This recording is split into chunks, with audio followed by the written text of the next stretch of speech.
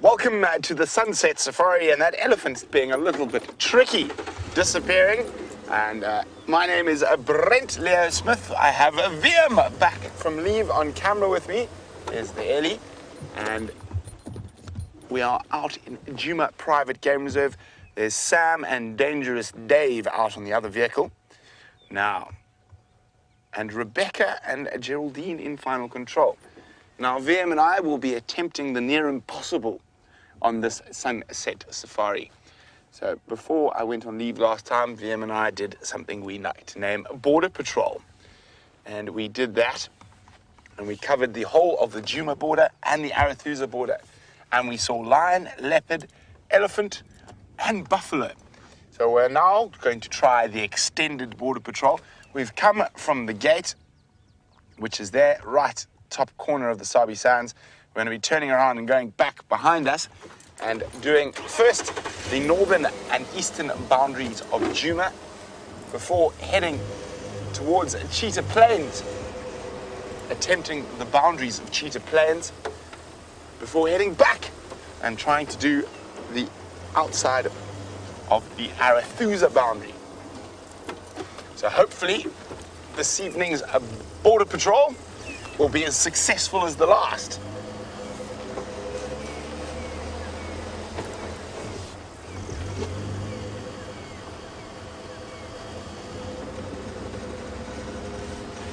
It also does give us a good chance to check if anything's come in or out of the reserve during the day. It has been quite a cool day at the moment. It's warmed up a bit. It's about 28 degrees Celsius, 74 Fahrenheit.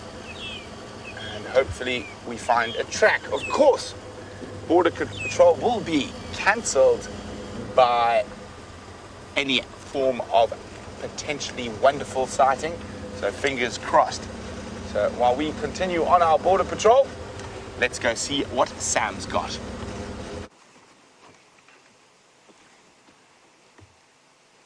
Good afternoon to the safari with Dave and Sam. We'll be taking you around the bush this afternoon. We are here with a Steenbok. As you can see, it's a male Steenbok with the horns there.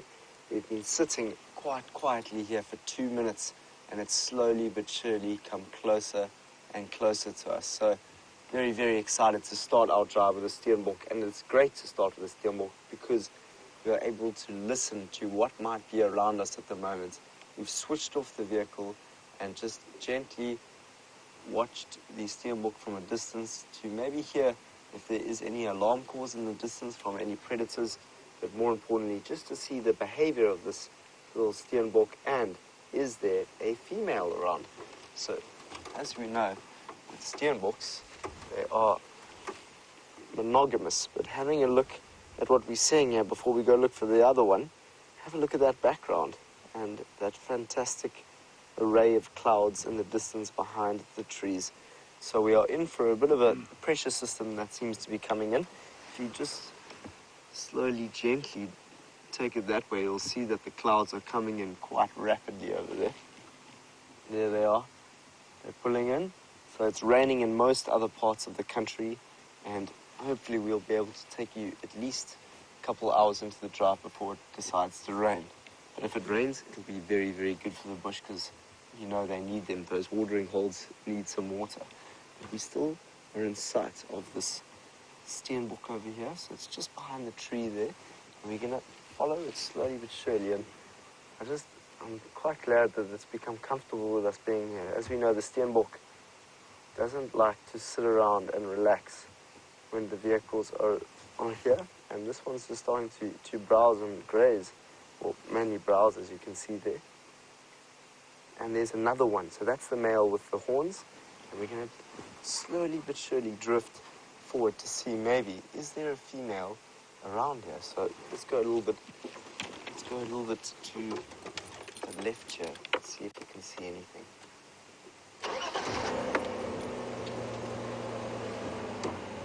So there's our male Steenbok. Is there a female out here with him?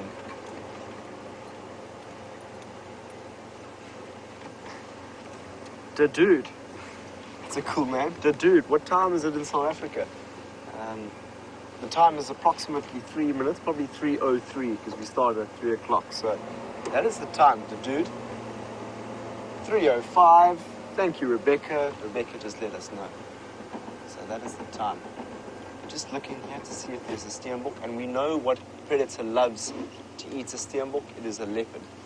So that's why spending some time just to see and observing the behavior of the Steenbok will tell us if there's anything happening in this area.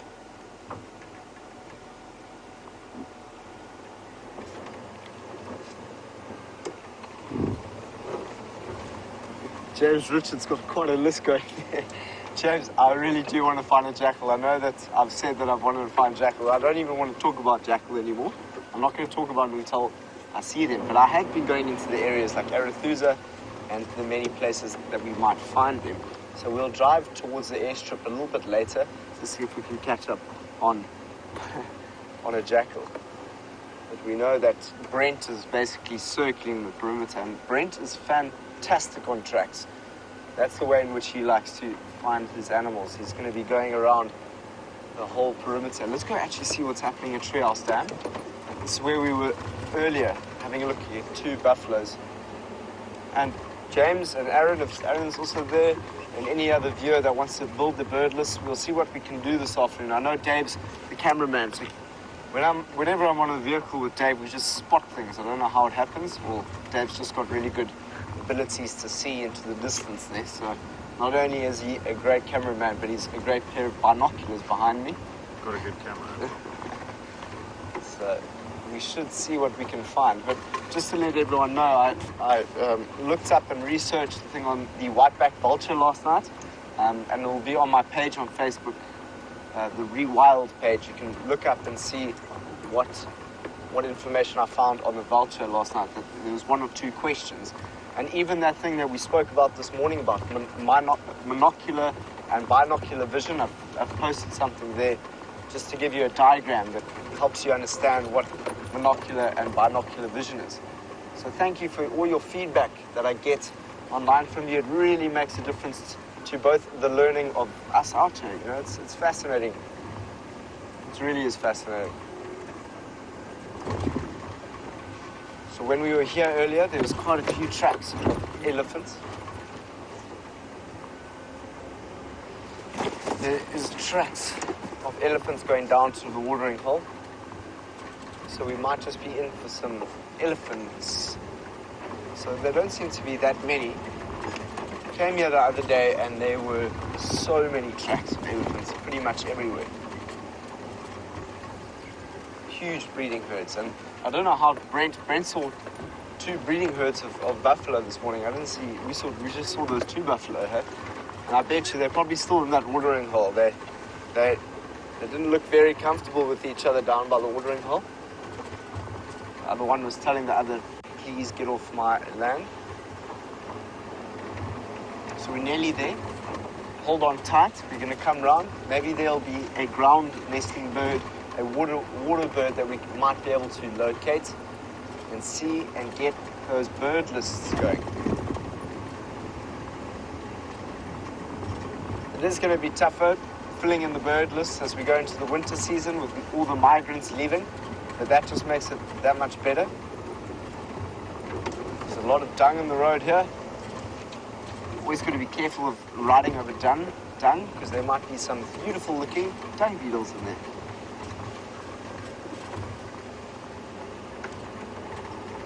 So here we go. I'll go around that next corner over there. We shall be at Treehouse Dam. Start looking over here. We'll look in this direction. See if you can see anything. I like to come slowly towards the watering holes just in case we might scare something off. And often we come through the watering holes and all sorts of things will run away. So when you get the camera there, it just makes it that much easier for you to spot something as well as me. Moment, I'm seeing quite a dry river, or sorry, quite a dry watering hole there. Potentially there will be some birds. So those 2 buffaloes that were here are no longer here. Let's just go down, So here's a blacksmith plover. So we've got one bird, but we've seen that before. So let's sort of take a distance and just see what birds here. And so the blacksmith plover gets that name for that clinking sound that it makes when it flies, or when the noise that it makes. Blacksmith plover. Often finds it by the waterine areas, but there is a funny other bird. It looks like there's another blacksmith plover, but you'll have to follow. Dave, I'm going to get you in another position where it looks like it's laying an egg. Well, it's not laying, it's lying on eggs. So, let's see if I can get you in a position there.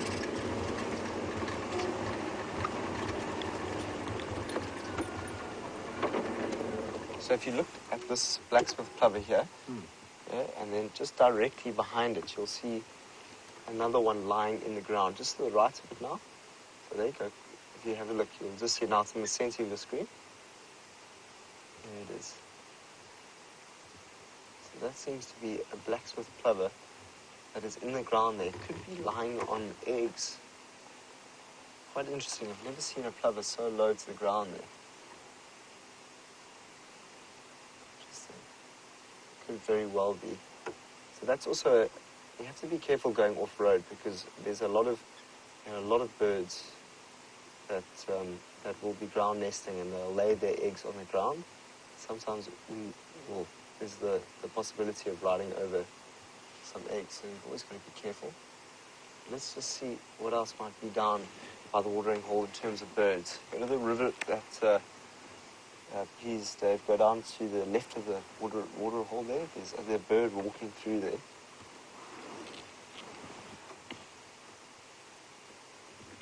So it's a ringneck dove there, which you've seen. It seems to be quite barren down there. There we go. Just hear the sound of that blacksmith plover. Okay, so there's no other birds down here. Just a beautiful look of those clouds. As you can see, there's a dramatic entrance of what looks like a lower pressure system coming into the area, which I hope brings rain. Let's just pray for some rain, everyone. Otherwise, we might just have to do a rain dance later. Okay, so we're going to go down towards another watering hole, see if we can find anything that might be lurking there.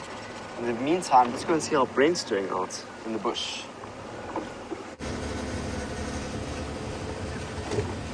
So far, boundary patrol is proving quite quiet, but it is early days yet.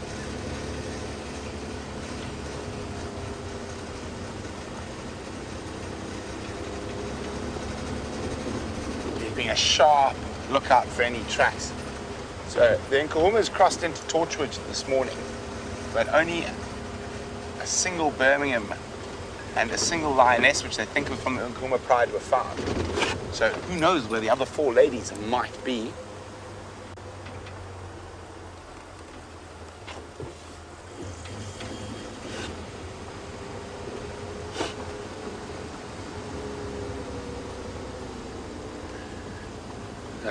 James Richard is hoping for leopard, or Liam and I, to find a leopard. So are we, James. And hopefully it'll be a leopard we haven't seen or haven't seen for a while. We are going to head down towards Cheetah Plain, so there's always a chance that Mr. Quarantine could be around.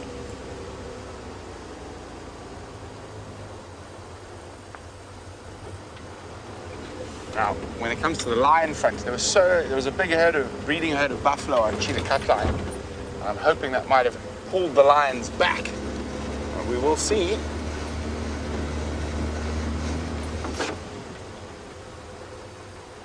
Checking every single big elephant path, animal path that crosses the road.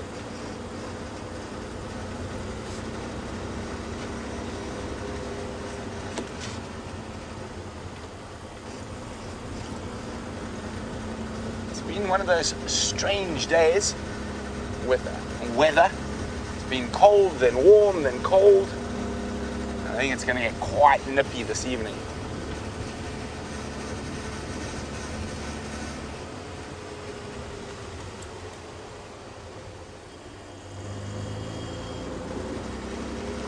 So far, lots of sign of elephants, but no actual elephant just yet. Apart from the one, of course, that we started with at Sydney's waterhole.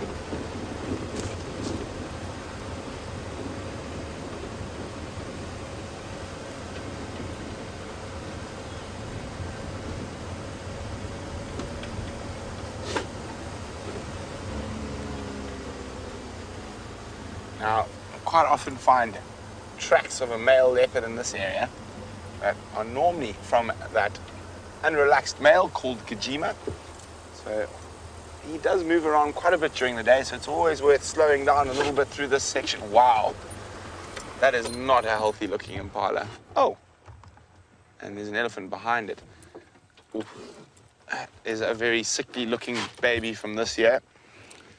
You can see it's got quite a heavy tick infestation on its neck. And I think a combination of a heavy tick infestation and the lack of palatable food around.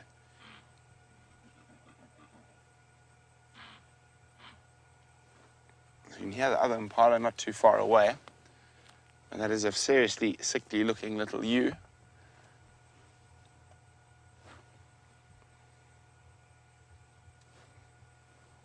Just roll forward a bit.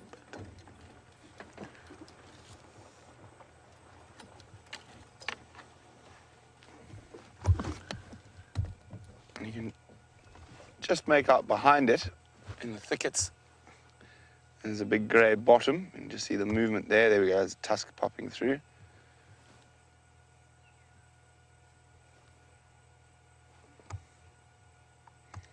There we go. Probably going to be one of the first victims of the drought.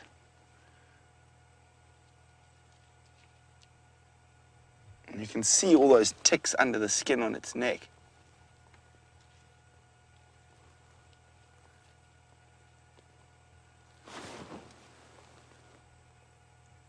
Shame. Poor little female. You can see it's got a lesion on its side there.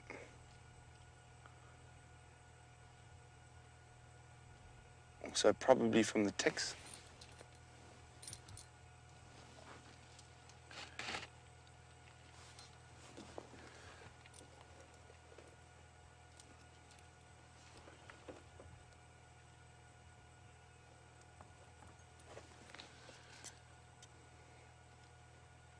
And I know this is quite difficult for a lot of people to watch, but this is nature. And impala are such a successful species that the majority will actually survive through the year and go on to breed next year. But unfortunately, I don't think this little female is going to make it. And the elephants are moving further into Buffelshoek, so we're going to keep on border patrol. But it's worthwhile knowing that there's an impala in not too good a shape in this area. Definitely worth checking around. That's a prime candidate for a leopard or a lion to grab.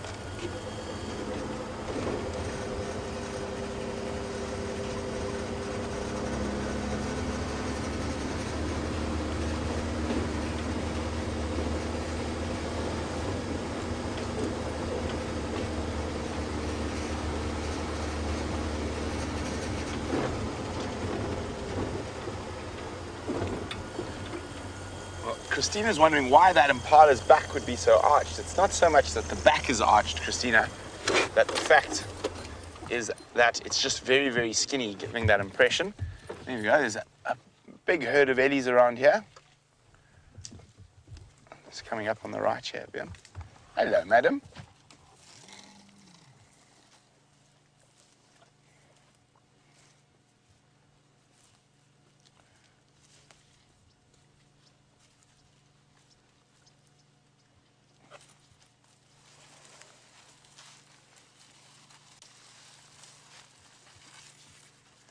Now, of course, there's benefits to being an omnivore. I'm sorry, not an omnivore. I suppose it's sort of an omnivore, but an animal that both grazes and browses. So there's still quite a bit of leaf or foliage around.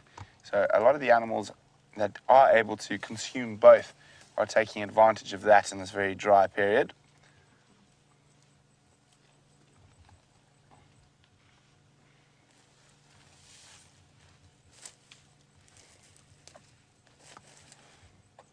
Picking out all the little acacias there. And there's quite a few more off to the left.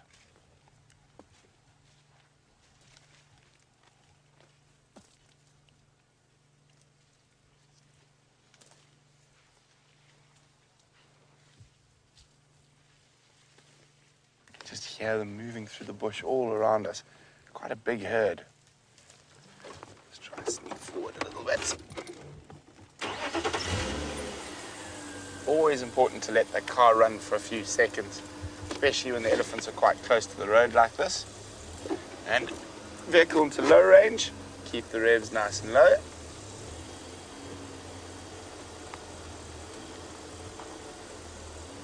Look, this is a massive herd. They're spread out far and wide.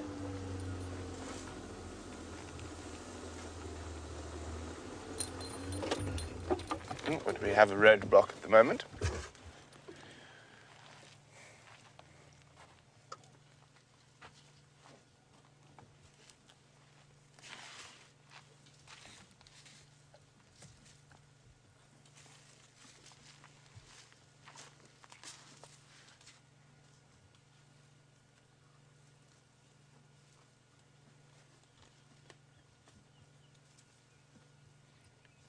Now, there's probably 60 or 70 elephants around us. And I mean, you can barely hear them.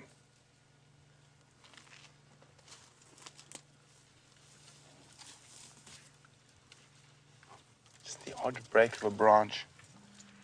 But the herd looks very relaxed at the moment. None of that crashing and screaming and chasing each other around just yet. Maybe there's no naughty boys around.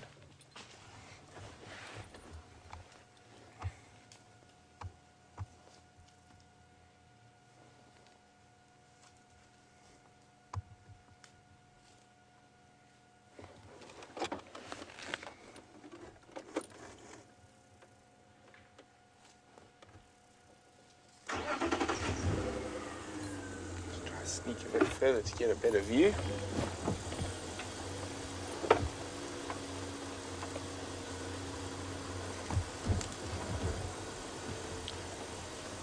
Hello, little one.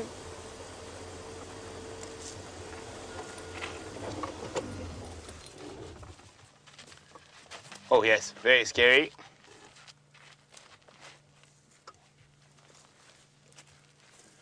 So, Cat and Tampa has just noted you can really see how the grass is disappearing. And I mean, if you look, you can see all the bits of bare soil all over the place. And there is still quite a lot of leaf foliage around for the animals to feed on, particularly things like elephants and that. But there we go, you can see not almost a blade of grass. Even most of that stuff there is little perennial herbs that are drying out.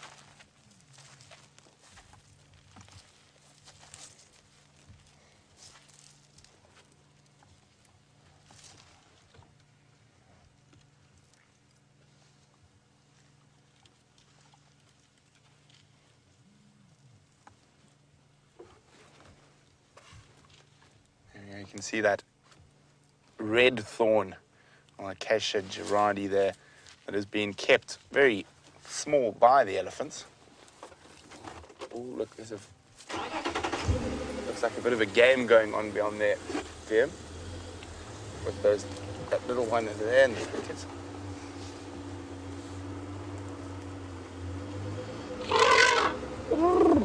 Let's just have a quick look at this little.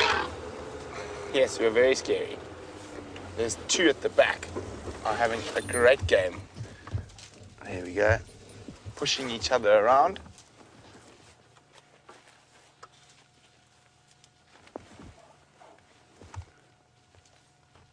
Oh, that game looks like it's over. Or was the... Oh, look at the little one at the back. He was attacking a tree earlier, practicing with his trunk. There we go. The frustration of not being able to grab it. I'll just put you in my mouth and chew you if you won't break.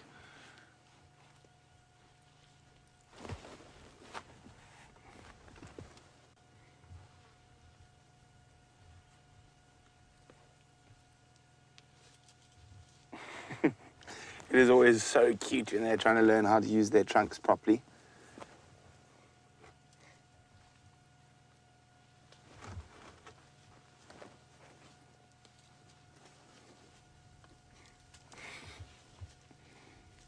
Having much fun.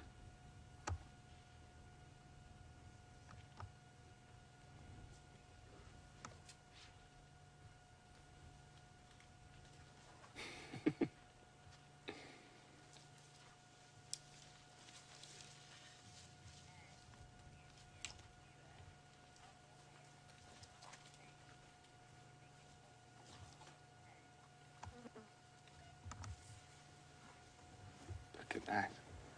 Well, there could be some fun and games between the little ones here. How small the one in the middle is, you can't even see it between the two others. There we go. I'm going to get sandwiched between.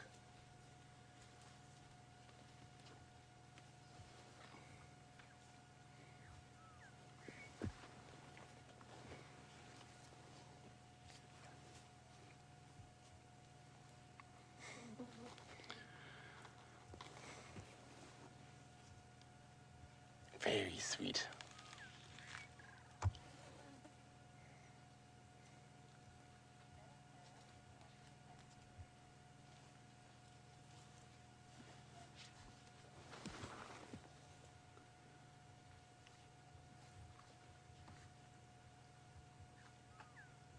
I'm still trying to use that trunk to pick up things, but still too young to have mastered the art.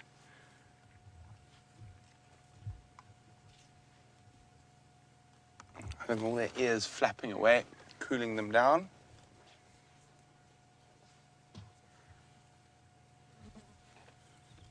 Now as we look, and we've got a couple of elephant bottoms facing us. And Pan, who's a new viewer, a big Safari Live welcome to you, is wondering, do an elephant's tails change as they get older? Well, certain individuals have more hair on their tails than others, but they don't really change, they just get a bit bigger. And of course, it's very effective a fly swat. There we go. And if you have a look at the little one, almost exactly the same, just a little bit smaller.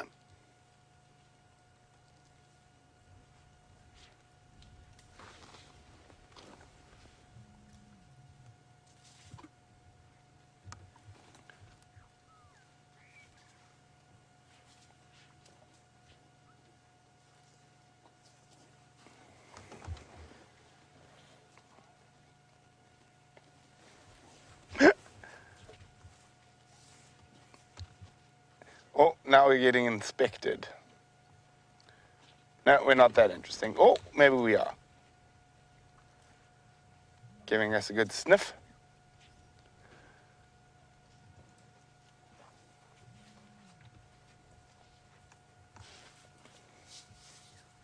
Yes, you got that branch. Well, you can't hang on to it there.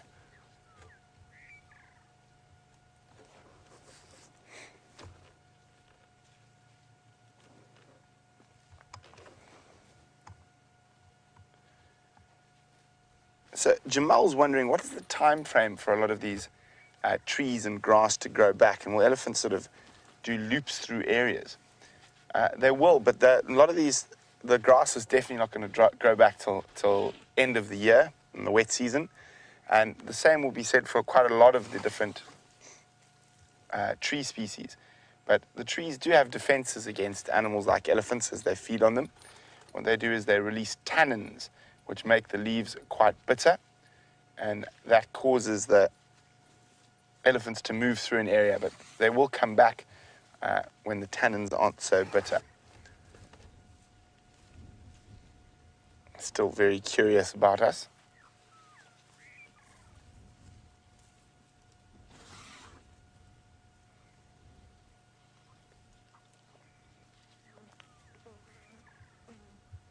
Almost looks like his trunk gets tired while he's smelling us. He can't hold it up there for too long.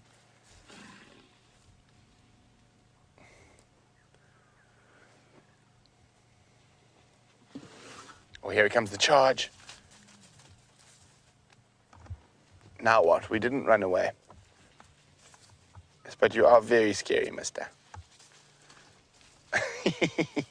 Get back to safety, safety in numbers. Isn't that just cute? Very common little elephant bull behavior.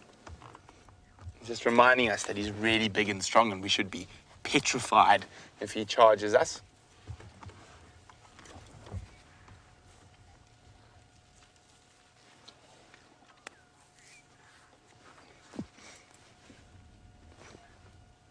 So Tony, old boy fish, has been watching them flap their ears. He's wondering, is it still that warm over here that they need to keep cool? It's about 74 Fahrenheit, 28 degrees Celsius. So it is warm enough, and they are out in the open. They're not sort of sitting in the shade, and they do use a lot of energy breaking and feeding. So they do often, even when you wouldn't expect them to need to cool down, and they will flap their ears and cool down. Oh, there goes a low-felt albizia into the mouth.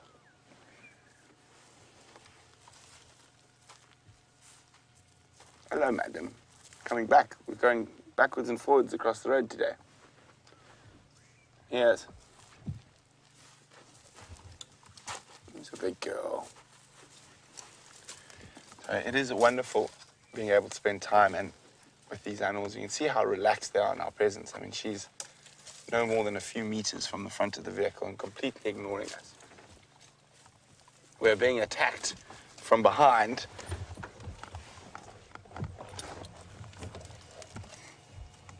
Oh, we got snuck up on. That little guy went round our back. He's trying to sneak upon us through a bush.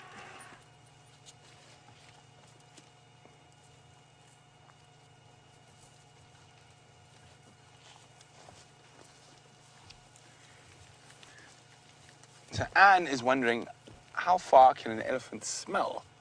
And obviously they've got that wonderfully big nose.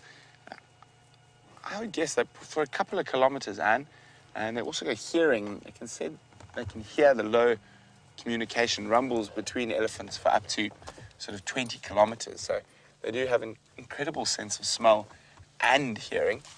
And their eyesight's not too shabby either. But we've got to keep on our boundary patrol. Let's leave these ellies be.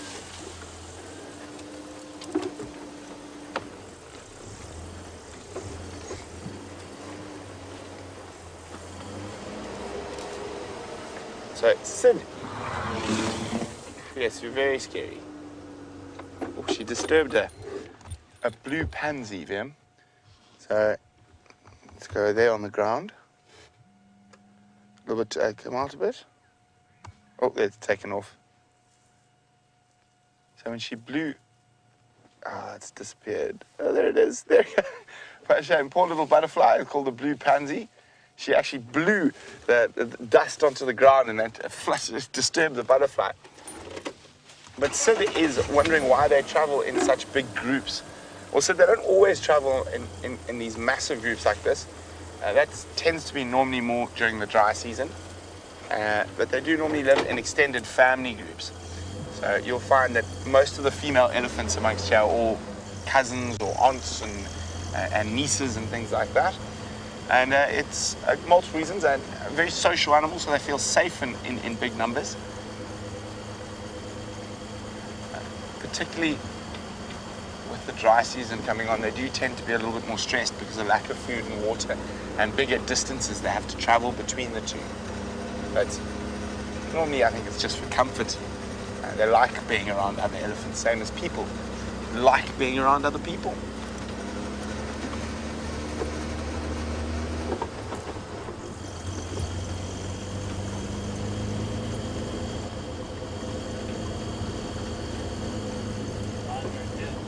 Yeah, it's from this morning. Them just spotted some lion tracks. It's the Nkuhumas from this morning.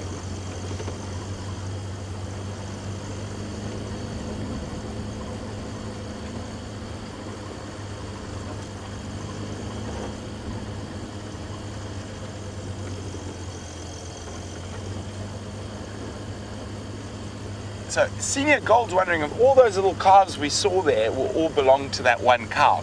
Not at all. They're close enough in age that they would all belong to different cows. So it's going to be a few years before an elephant will have a baby. So it normally waits till they're quite a bit older, sort of 6-7 years old, before they'll mate again. So those will all belong to different cows. But they'll move throughout the herd, not only staying very close to mom all the time.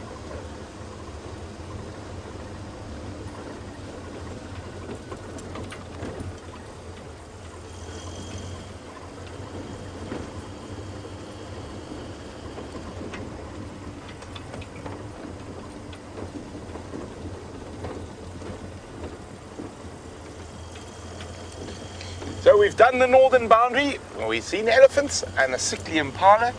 We're now on the eastern edge of Djuma, making our way towards Gowrie Main, and from there we'll be heading east towards Cheetah Plains.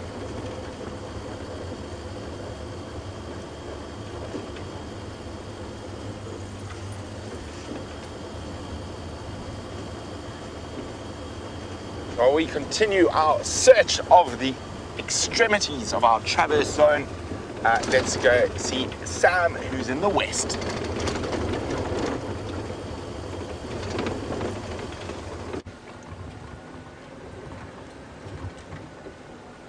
Welcome everyone, we're back on Arathusa. I've been told that you've had the most magnificent sighting of some elephants. How cool that must have been. We decided to drive in between that from Djuma down to Arathusa airstrip just to see if there's any chance of a jackal lurking around the area. As you can see, well, let's go this way. Let's go in reverse. Let's see if we can find anything. James Richard earlier said that he wanted to find zebra tracks. We're also seeing if we can find a zebra, if not some tracks. These are also so the best chance of seeing a zebra at the moment for us is here. So we're looking in this area to see if we can see anything. Have a look in the horizon there. As you can see, it's a nice big open area here on Arathusa, and you can see that front that could be coming through and giving us some rain. Hopefully there will be some rain a little bit later. It'll be exciting if there is some rain. And you know what? I really do hope there's going to be rain. I might just try and do something to help the rain come. Okay, have a look in every direction, see if there's anything out here. Doesn't seem like it. Let's take this road round. Potentially there's something just lurking around the corner. So we were here yesterday, myself and Jean-Ray, tracking a leopard into this thick drainage, and then all of a sudden it went off our property. So this is anywhere further that way. I think, or it's Hoffman's or another property over there, so we can't drive there. This is the most southern section of Arathusa. We're going to drive up here slowly but surely. See if we can find any tracks. That could be... No, those are giraffe tracks.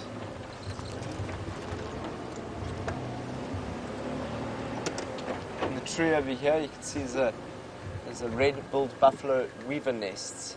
There's 1, 2, 3 of them. So the same nest that we see at Buffelshoek Dam, you can see in this old knobthorn over here. They make very, very, very big nests.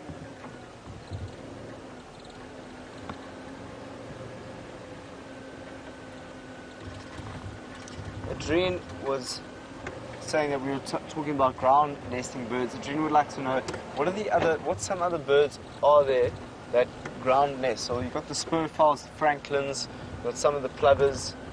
And those are the main ones that you're going to see out here in the bush around here. So, and they all nest, and they're actually precocial. So atricial and precocial. Atricial means that they are born blind and featherless, and precocial is these are the plovers. There are more plovers here. The ones that we see here are what look like crowned lapwings or Senegal lapwings, and these are also birds here that are ground nesting birds. So you can't see them quite well here. They're quite far in the distance there. Those are Senegal lapwings. And they also, so they are precocial, which means they are born with all their feathers and they have their eyes open, which helps them, because obviously being a ground nesting bird and not being able to get away and grow quickly would be just a little bit more difficult to survive. So Precocial birds are the ground nesting birds. Just looking around for any signs of any animal that might be walking through these open areas this afternoon. We came here yesterday and we saw the secretary bird. So we call it secretary airlines here because we often see them here. So we're going to carry on in this direction to see if we can find anything that might be lurking here. In the time being, let's go and see how Brent is doing on Djuma.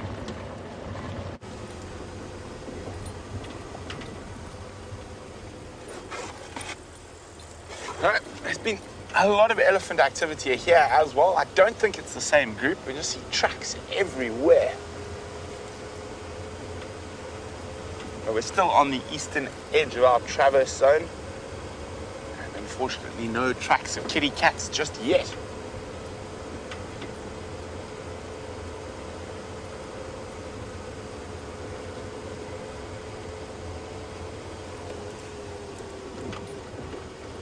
Just lots and lots of sign of elephant.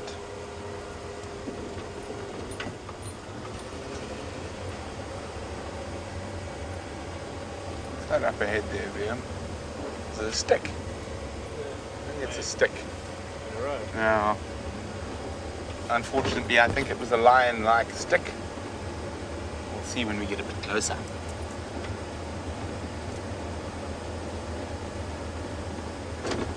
It's amazing how many sticks and bushes and termite mounds end up looking like cats.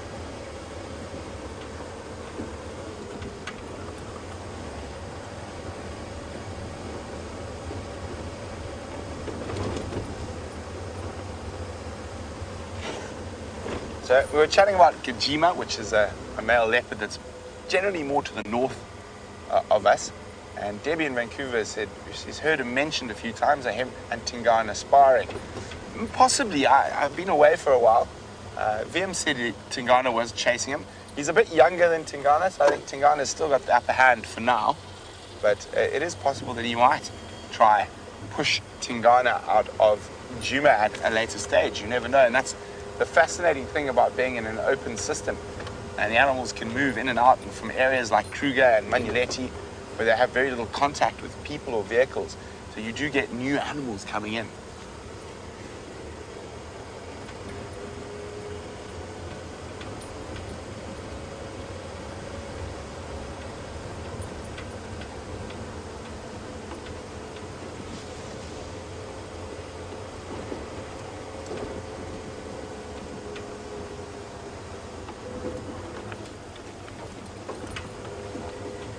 WildEarth Girly would like to know, would a predator still want to eat that impala that was looking so sickly?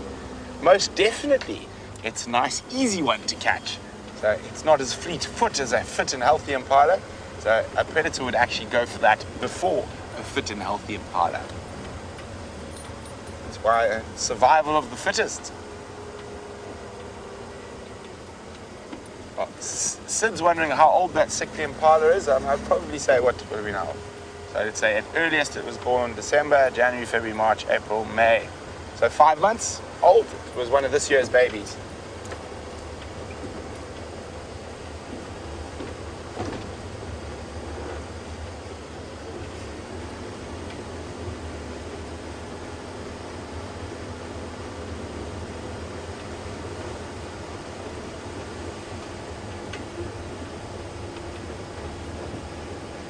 And there's a buffalo, or a breeding herd of buffalo. Now, I'm pretty sure from the tracks and that what we saw, this could be the same herd the Nkuhumas were chasing up and down last night.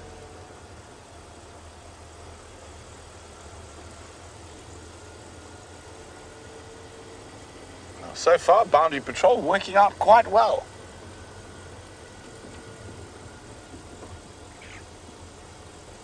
Hello, Flows.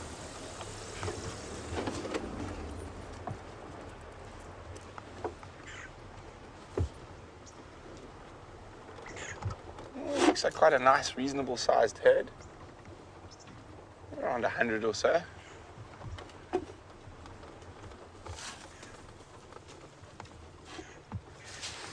Oh, and look at them, they're a bit nervous, a bit jumpy. I could definitely, actually no, we saw this herd this morning sitting on Gowrie mane, and the reason I know that is because of that cowl I'm going to show you now. You see her there, Viam? Very distinct old lady. A very white face and broken horn, lots of white patches, and lack of hair on her. A very old buffalo cow there, and we saw her this morning.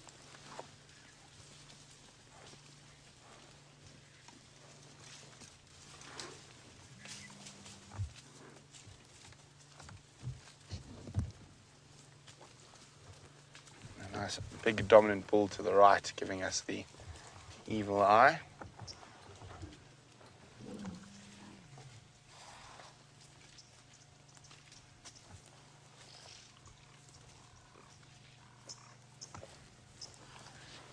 Unfortunately, they're moving across our eastern boundary, and I think they're heading towards the closest water, which is in Torchwood.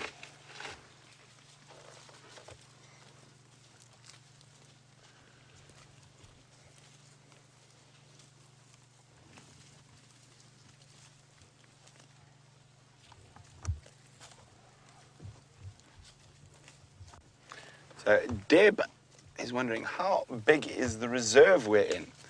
Well, Deb, that's a really interesting question. It's actually multiple reserves. So we'll start on the small, and where we are currently is Djuma Private Game Reserve,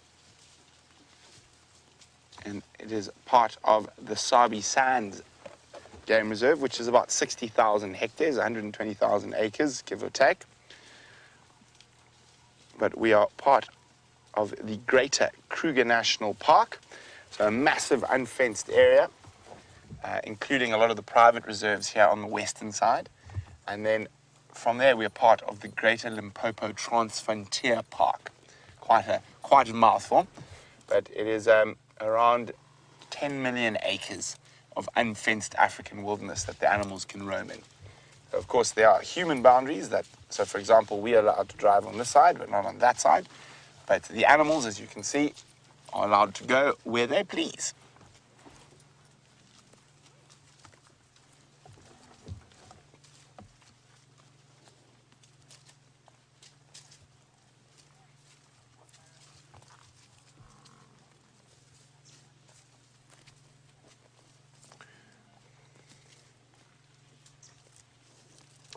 Buffalo crossing through into Torchwood, and hopefully they bump into the Nkahuma Pride, who chases them back towards us. But we're still on boundary patrol, so off we continue. Tony's wondering, is there an increase in burrow making activity since winter has arrived?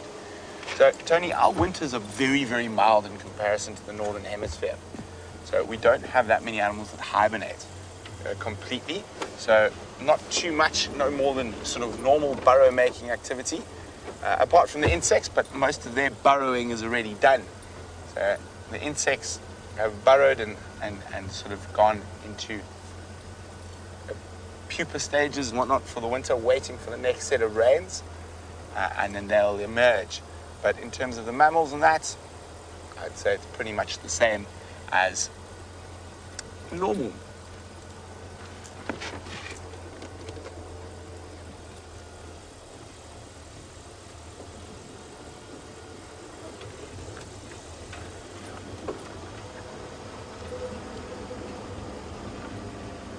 So Tony's wondering, we saw that female buffalo with a broken horn there, and Tony's saying, well, females don't fight. How would she have broken that horn? Well, Tony, they do fight, just not nearly as seriously as males. They'll jostle, and also sometimes those horns get broken when they're trying to defend themselves against lions or run away in a panic. If a big herd of buffalo stampedes, that's when those females generally tend to break their horns. Just got to call that in for the other game drives. Large clumber of Nyari, mobile east into Torchwood, about 150 meters to the north of the junction with the Gowrie Main Cheetah Cut line.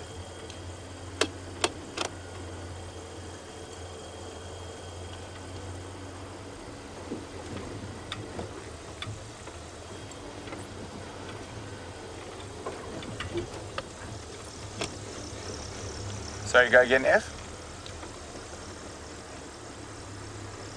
Affirm.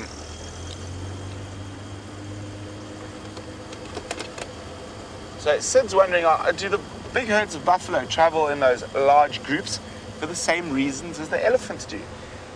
Not really. For them, it's more safety in numbers. Elephants are really big and very few things can threaten them.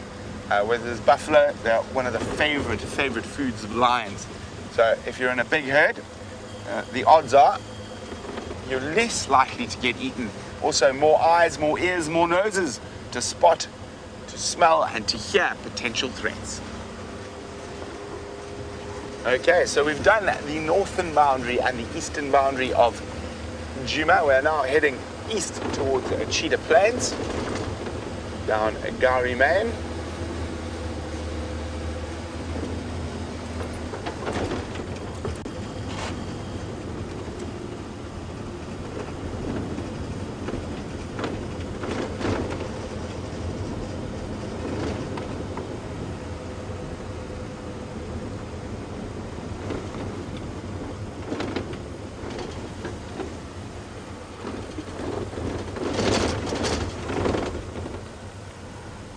I haven't been to Cheetah Plains in about 3 weeks.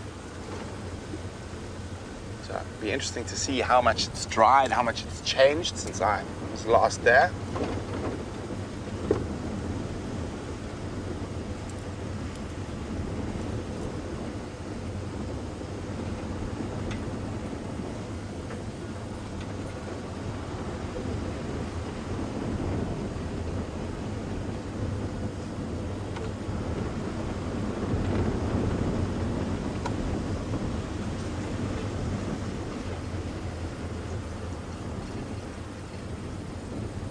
Aaron's wondering, would the sable herd that was on Mala possibly wander onto Cheetah Plains?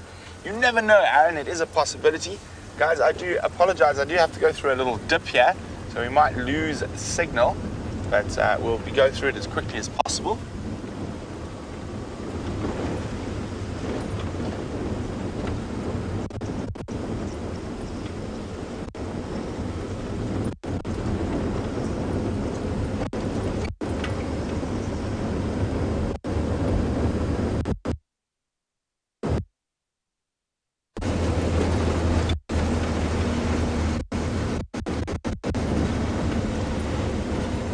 There we go, back through. Hopefully he's still with us.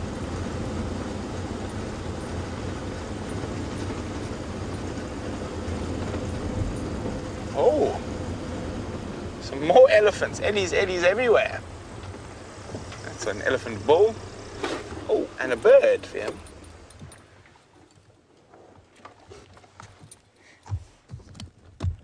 Oh, we get there.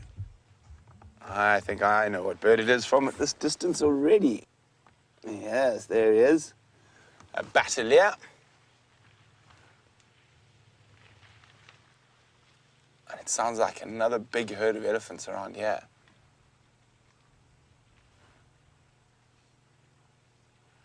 You can just hear them in the distance.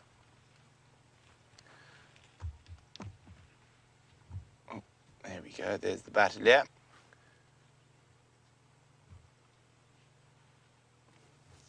Always pays to double check when you see a bateleur sitting like that at this time of the day. And they have incredible eyesight, and they're often the first to spot a carcass, even a leopard carcass in a tree, and just having a quick squiz in the trees around. But unfortunately, doesn't look like anything there.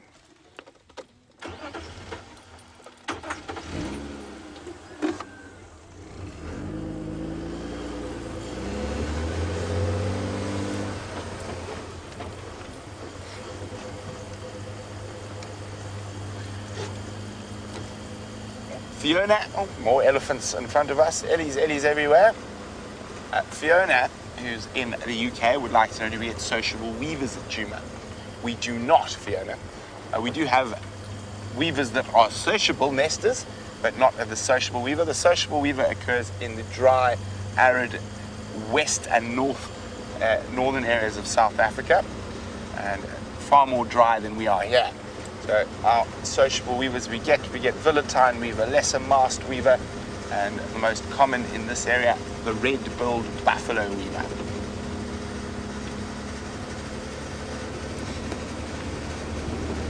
So while we continue to make our way towards cheetah plains and leaving those great grey beasts behind us, Sam has got a great grey beast of his own.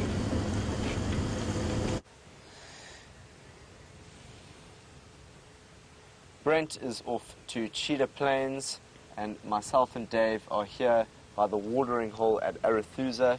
As you can see, there's quite a large hippo that's in the water here, and this is where Jamie saw the young hippo, so we came to look and see if that hippo is here this afternoon.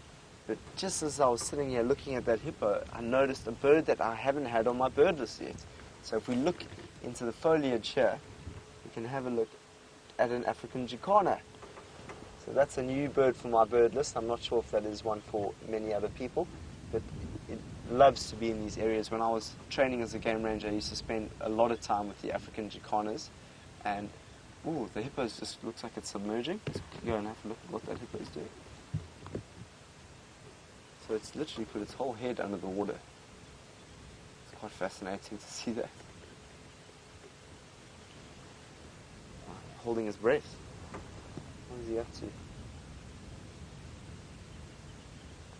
There's no bubbles coming up. Oh, I just saw a bubble come up just as I said that. So the hippo is going to be lying up in this watering hole for most of the day. But let's quickly, just while we're talking about the bird,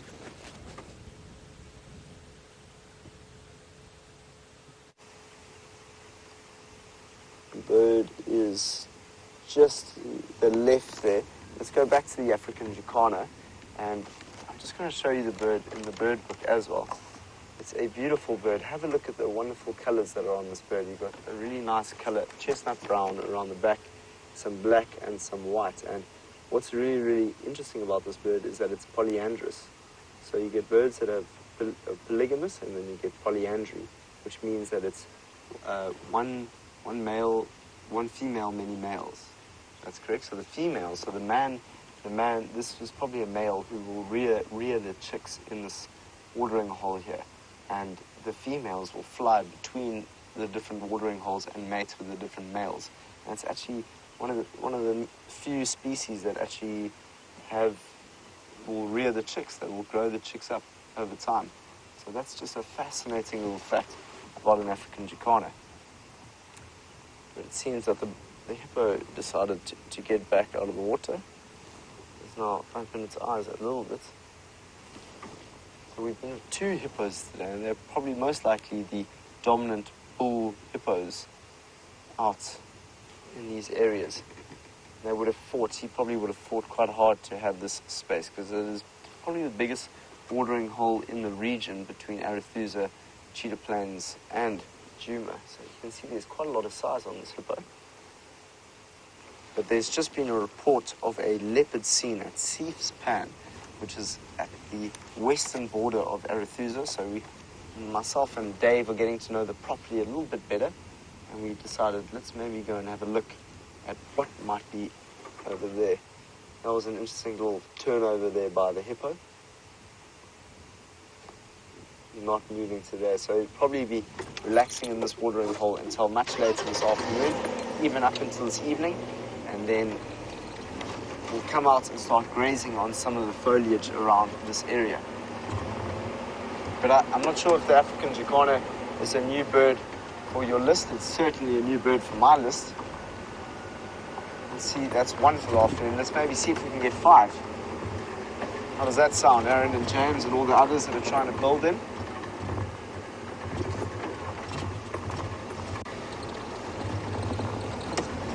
So I often see zebra around here as well, so let's see if we can locate on a beautiful looking zebra this afternoon. Okay, so Seif's Pan. Let's go to Seif's Pan. I reckon Seif's Pan's this way. Yes. Don't even need my map anymore. Ooh, there's a beautiful looking waterbuck that's just standing out in the distance there. what we know about waterbuck is they don't travel too far from water. They will stay around 12 kilometers radius, no further. And it's a beautiful looking female waterbuck. See, she's chewing the cud there. Oh, I love the look of the waterbuck. They've got a nice, big, thick fur just in front of their necks there, which is always really cool to see. So that's a nice looking female waterbuck.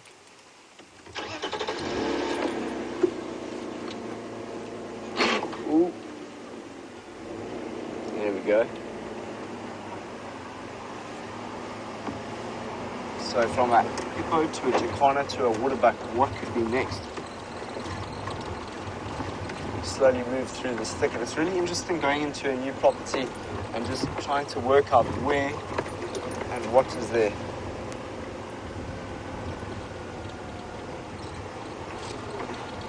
Okay, so we've got also an impala that's now walking through this thicket here. Looks like quite a big male impala. We'll go nice and slowly. You know that we've seen quite a few impala that have been going through the rut. Ooh, it's two females. So I just noticed two females. Let's see what kind of behavior they're displaying. They look very relaxed there. Have a look at you. Look at these. There's the male. He just came around the back. So I did see the male before. He's a really, really good-looking male. He must have had quite a bit of dominance between the others in the bachelor group to be able to look after this harem of females. As I said, it's still going through the rutting season, which means that they are more likely to be preyed upon by predators such as the lion and leopard. And that's why we're off in a direction to see it, because there's more ways to track than just looking for tracks on the ground. You can tell how nervous an animal is by what it's seen. Straight to Steve's plan. Thank you, Mr. Ellie, for helping me with that decision.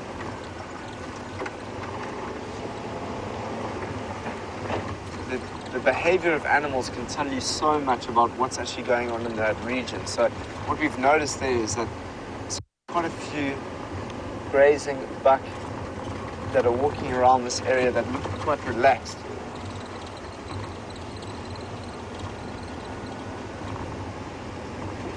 I think that question was, how did you find that bird? How did you spell it? How do you spell it? Oh, yes, okay. Jacana, so it's J-A-C-A-N-A. J-A-C-A-N-A. Let me just get a look of it over here.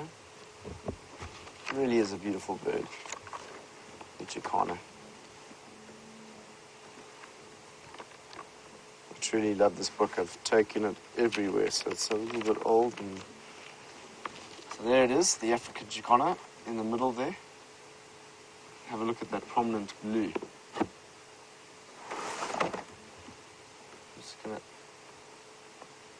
So it is one of the only species where the males carry the young. And what's quite funny is that they put their young in between their wings, the males. In between those wings over here, you'll find the little feet of the Jacana underneath those wings as he runs across the lilies. And it often looks like blue spaghetti coming out of the back of a male Jacana, which is very, very cool to see that.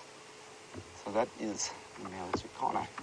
And the defense of being able to be on the waterine areas when that male's looking after the eggs in that area, it protects them from a lot of other species that would eat those eggs. I mean, of course, it opens up to other species that will be able to get to those waterine areas. But if you can imagine, anything that's above water or on water is a little bit more protected than those that are on the land. Much like a weaver's nest. A lot of weavers will place their nests above water, which just makes it a little bit more safer for them.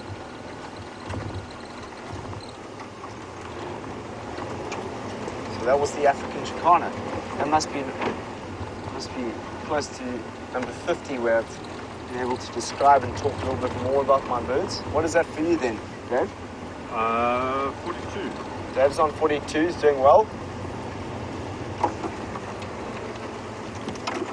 got some tracks here of a giraffe, so we might be able to see a giraffe just around these corners. Fascinating driving somewhere that you're not as familiar with.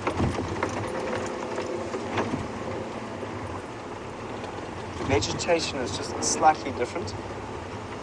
You know what? I've said it. I'm back. I've said I really want some rain, so I'm going to do something that's out of my comfort zone.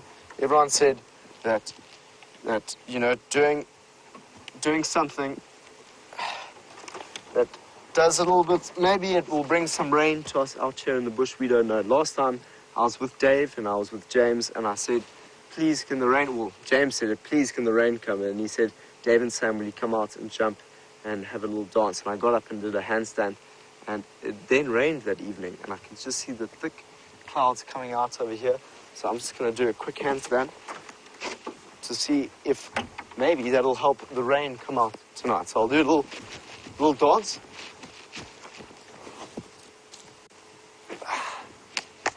Hey, do you feel like it might rain now? Oh, yes. That's nice as well, just to get out and get the blood flowing, and hopefully that rain will come, because those watering holes are drying up, and it's just going to make such a difference if that rain comes in. So that was my little handstand to try and get the rain here. I might not be able to do a lion roar, but I can stand on my hands and hope the rain will come. Let's carry on.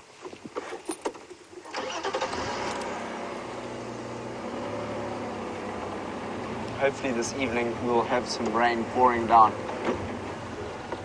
It's so funny, I came on my interview and I did a dance, and then I just did a little handstand, and then it rained the next day. So everyone was like, maybe that could have been your handstand that helped the rain come down. So I was having a conversation with someone, maybe Dave, and I always felt quite nervous about just doing it, you know. I just thought, you know, why not? If it brings the rain, why not? It's incredible, you know. I used to read a lot of text about the way in which people of the Bushmen used to praise the rain when it comes. Can you imagine what it would have been like living out where you didn't have access to water and food, much like we have access to water and food? So their relationship to water was so strong that when they saw rain coming, they would really do and practice rituals of dance to bring that rain and celebrate that rain. And yeah, I definitely don't celebrate the rain as much as I think I should. So if it does rain, I shall celebrate, because it will bring a little bit of nourishment and water to the bush out here.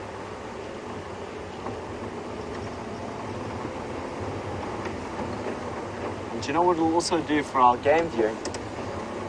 We'll be able to see a few more herbivores that will come down to the watering holes. Just at the moment, we've come across another animal that's just in front of us here.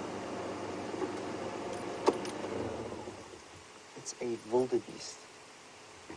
So this is quite a strange place to see a wildebeest. You don't often find wildebeest sitting in these open thickets. They like to be in the big open areas, grazing on the short grass. So there's not one there. I think there's more. There could be a herd of wildebeest. Let's move a little bit slower towards these wildebeest and have a look at what they're doing, what their behavior is like. In the distance, I can hear a rutting impala.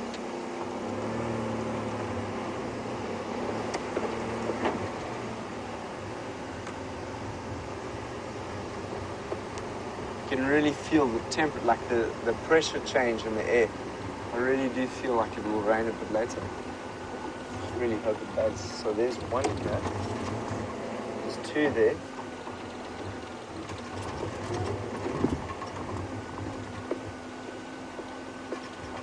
So there's not just one, there's two, there's three, there's four. This is a whole herd of wildebeest.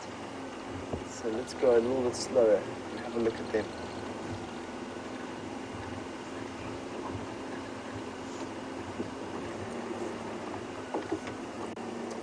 So here's a female, you can quite clearly see it, a female and a calf.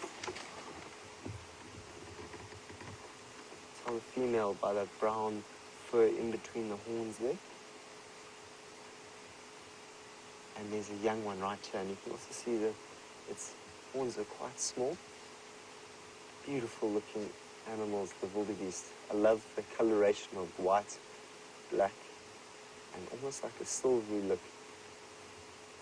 And it's actually said in theory that that actually helps them with cooling. If you look at the posture of a wildebeest, they're actually built for long distance migrations. So that if you watch the way they run, which hopefully you might be able to see one day, you'll see that their head is leaned forward in a position where they can take a run. You know? Look at the way in which the back is arched, and not run fast, but to run and endure long, long, long distances. So that's great to see some wildebeest. Let's go a little bit more around and view them from another side.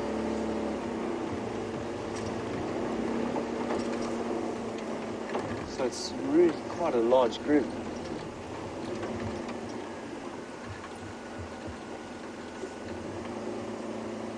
So these are the black wildebeest. Let's have a look at it and see what they're eating. I'm quite interested to see what they would be into. In South Africa, they're actually typically found in the areas such as Bloemfontein and the Free State. That's where you find most, because there's big open areas there with the wildebeest. And they like to eat the short grazing, graze the short grasses, and they're in this thicket area, which is somewhere you wouldn't normally see them, but they are grazing on the grasses, as you can see. Can't see much there, though. I'll get you a better position. Potentially, we might be able to find the big male that's around here. There he is. Gee, how, look at this guy. He's very, very dark.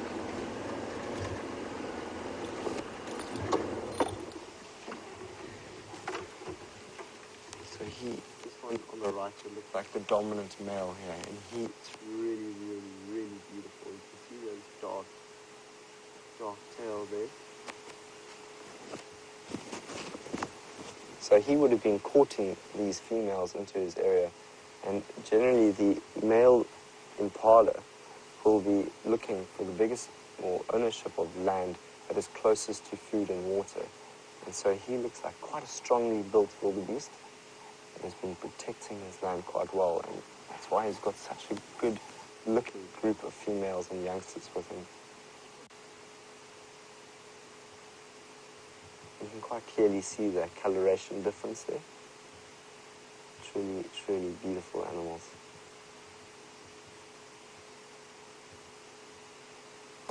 Awesome. So we've had a very, very lucky little section there where we've seen quite a few of the grazing animals, and they all look quite relaxed at the moment. And there is the clouds in the distance there that might just bring that rain that we so badly want. But let's head on. Let's go a little bit further into the reaches of Arathusa and see, maybe can we find a predator this afternoon. We haven't seen a leopard on Arathusa before. It's much harder to find a leopard in an area that you don't know as well as what you're used to, but I need to become used to this area. I need to become familiar with it. And leopards specifically walk different lines. They scent mark pretty much in the same area, so they do trails. And once you get to know a leopard a little bit better, then you know kind of the trail that the leopard likes to walk. And so the more that you experience that leopard and see it and understand it, the more that you'll know, okay, maybe the Anderson male, which is the male leopard that's in this area, just south of this area, big male leopard, maybe he's going to pop out next to this marula tree. So in order to be able to experience these great beasts of the megafauna, we need to become a little bit more experienced with the land and them themselves. So we've seen that those antelope looking slightly relaxed behind us. Maybe we'll hear something going off. There was signs that there was a leopard seen in this area at about 12 o'clock, and that's why me and Dave decided to come and work this area and see what we can find. We know that we've got binocular Dave behind us, who's looking in every direction.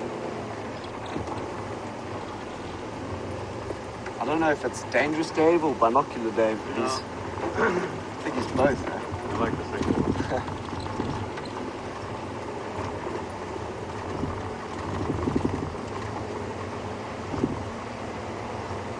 There seems to be a lot of silver cluster leaves around here.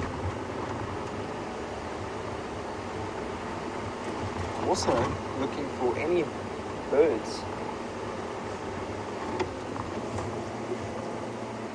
Any poisonous plants like poison ivy here? Well, yes, Dina, there are quite a few different plants that have, well, that aren't, they can be poisonous with the amount that you eat of it. So if you eat quite a lot of it, you can get poisonous.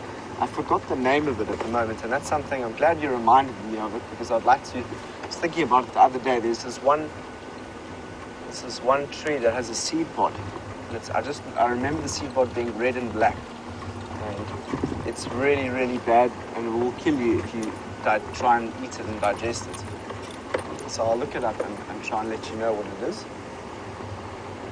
But you must always, like, I'm very, very careful of that, you know. I mean, I've only really been taught the berries, and like from the jackalberry to the guarri bush berry to the white berry bush, the ones that I can eat, but I've never really gone on an adventure to see what I can't eat out here, which is probably quite an important thing to do. Bit of water angle, so this could be sea span over here. Some elephant dung on the other side there. Looks like we've seen some elephants. Any tracks of a leopard in this area?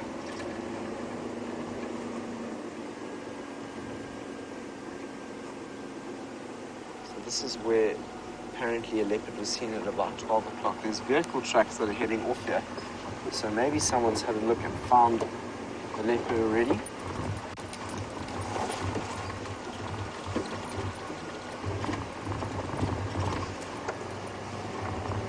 Go out. Oof, that was so loud. Ow. That was really, really loud. So I'm just going to get an update and see if there is a leopard in this area, because I would love to show you the Anderson male. It would make me a very, very happy person.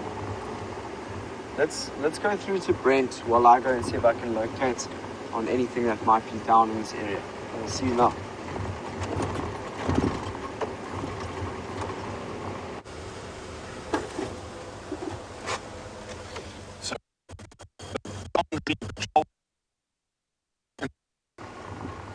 I just want to take a push. No, hold on. So we are moving through the bush here now, and Dave needed to go and have a comfort stop just before we went. So we're just gonna get back on the vehicle and carry on. There we go. So let's carry on going through the bush. So let's go a little bit slowly here. You managed to get whatever your cap that fell off there? Cool. Awesome. Dave was just collecting something. So, as I said, I just want to get on this radio to see if something's happening.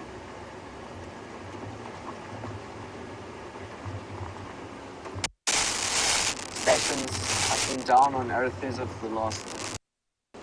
Have a look in that area there while I receive some of these updates.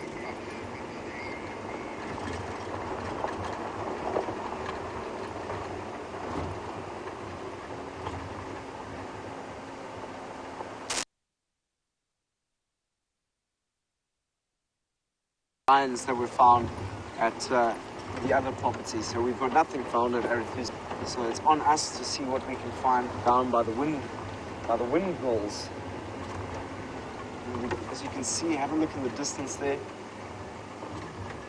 looks like it might rain this evening. If we're very, very lucky. You see that clouds, those clouds are building. Yeah, Zeus was up there and he just saw Sam dancing. Started doing some handstands and started to build some clouds.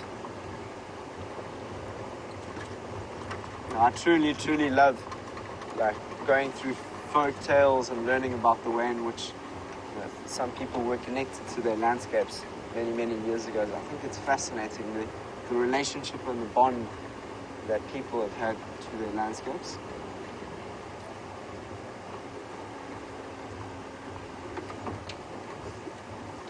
Okay, the Windmill Road is just down here. People talking in my ear. Just paying attention because that was the pan where the leopard was seen, and so I'm just looking in the thickets here, just in case there might be a leopard that is lying up on one of the termite mounds, or potentially in a tree with a kill. You never know. With eyes wide open, we might just stumble across it. Sometimes I just think about sometimes how many things I miss because I'm not looking around, paying attention and listening to my environment.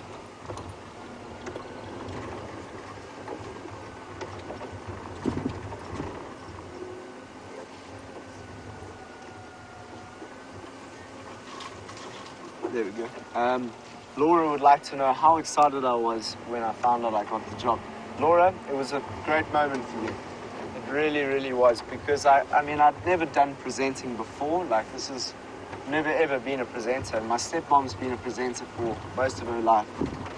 She works at the BBC in England, and so I came and did this, and I've only lived in the bush for a year, or 7 months, rather, at Londolozi, where I trained there, and then I left there and went to the Cedarburg, which is a very, very different environment. And so I only knew so much, and coming to doing the interview was, I can't even tell you how nervous I was. I didn't sleep both nights. Never forget, I just went out with Scott and Nikki and chatted about it, and they were awesome. They really helped me relax before the drive the next morning, and they just said, just go out there and enjoy it the way in which you would. It doesn't matter what people think, just go and enjoy wilderness the way in which you like to enjoy it. And I did it, and I really enjoyed the interview. And when I got told I got the job, I was both very excited and both anxious, because there's a lot I needed to learn. There's lots I had to be aware of, and learning roads. So I was super excited, and it was a challenge. It was a big challenge, Laura. And challenges are great. They push you straight out of your comfort zone. And I was living in Cape Town, which is very, very far away from here. 2.5 day drive to get to Cape Town from here. And I was living on the beach, surfing, and not being in the bush at all, So quite a big shift to come from that to this. But it's just been so fantastic, and I was super excited. So I know that was quite a long-winded answer to the question of how excited you were. But I was very, very excited. And I've got 2 weeks left here until I can go back and see the family and see all of them, and they're all very, very proud of me and glad that I pushed myself. And yeah, challenges are good for you. At the time they feel hard and you feel like you can't do it, but you just got to look within to find the power. There is a beautiful kudu. Wow. Look at that kudu over there. Oopsie. I forget with jigger has a really short clutch, so I have to be careful. Look at that kudu. Isn't that a magnificent looking kudu? There's a warthog.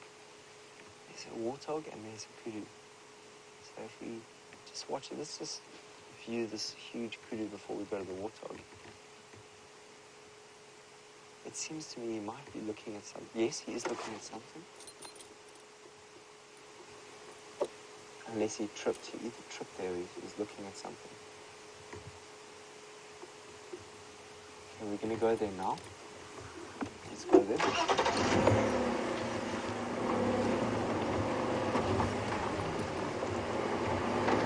There's a young one and a female that are also just here. I'm interested to see maybe if that kudu had seen something. There's another beautiful male kudu here. Aren't we lucky? There's another vehicle coming. So what I'm going to do is I'm just going to move into a position where I let that other vehicle come past.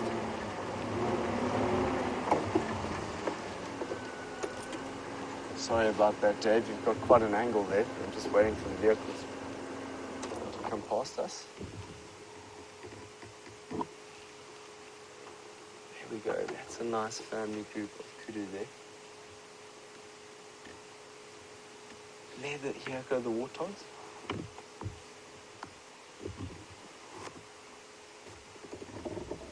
the area, we've got another huge kudu there. Looks like there's another male kudu just in the background there. Beautiful. Look at that. If you want a screenshot, a picture of warthogs with one of the most beautiful looking kudus in the background.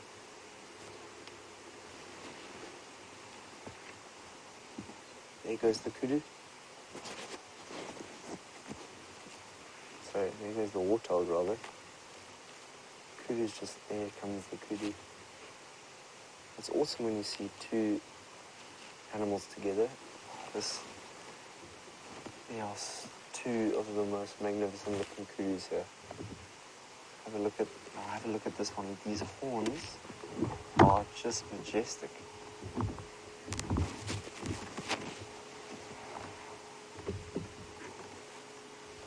So, excuse me for this position, Dave. I know that it's quite slanted. Just waiting for this car to move past, but have a look at those horns. So these horns are great, but the ones I was actually pointing at were the ones that are to the left here on this male kudu over there. And they are 1, 2, 3. Look at that. Wow, this is incredible.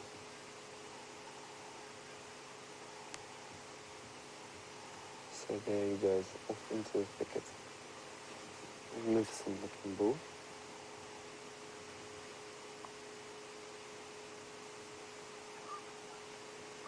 So fascinating when you come across a large group of kudus. So there was a female here as well, and a youngster. There's 3 large males. A young kudu and a female one.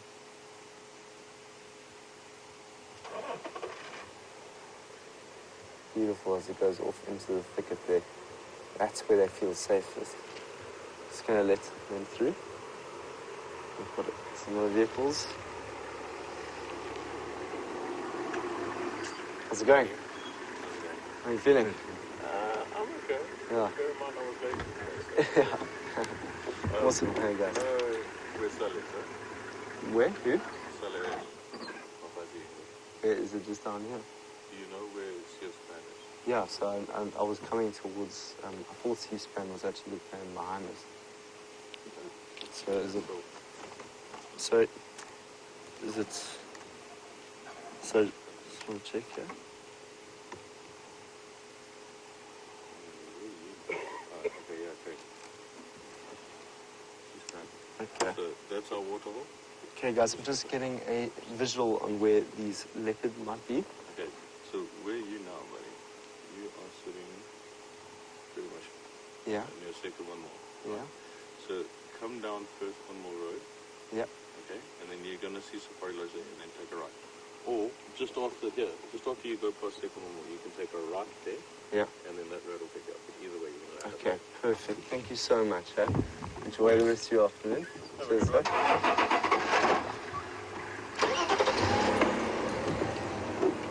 So we've just had some really good news.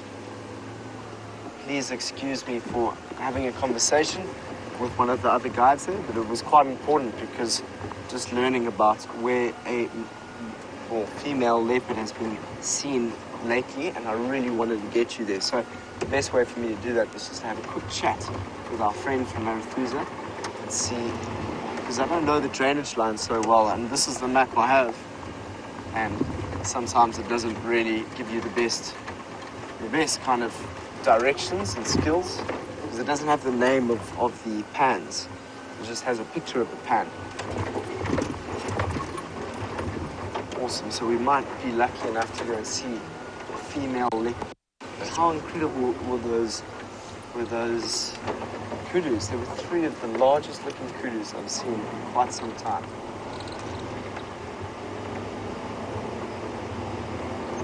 So we're now on the most western section of Arathusa. And the drainage line is just to our right here. I'm just going to get on the radio just to call ask if I can come into that sighting.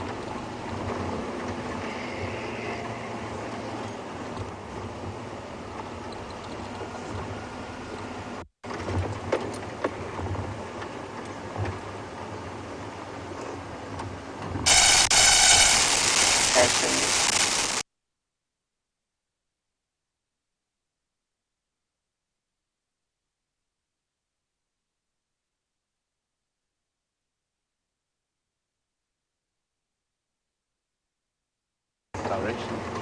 I'll stand by.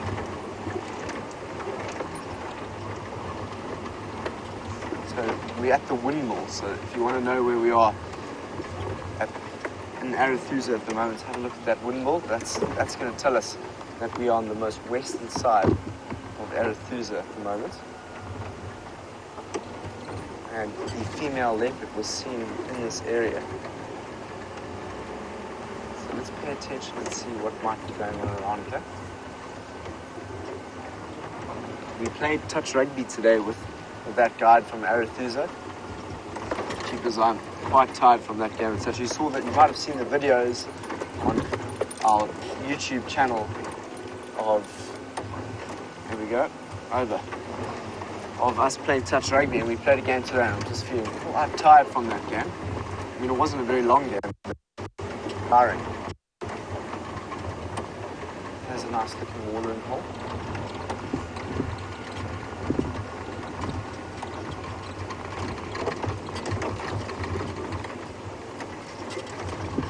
Just checking if there might be anything here on the watering hole.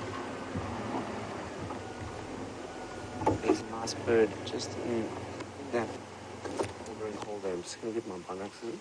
We've got some time to just go towards that female. There are some other vehicles there at the moment.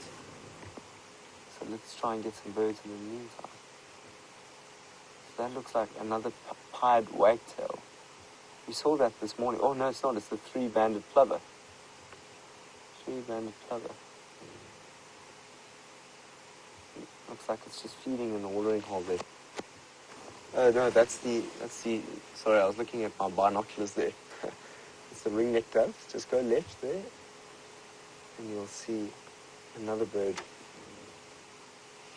That's there. So now go lock in straight. We'll go down right, bottom right. There we go. So I couldn't look at my monitor because I was trying to determine what bird it was with my binoculars. And that is the three-banded plover. So I'm not sure if that's a new bird.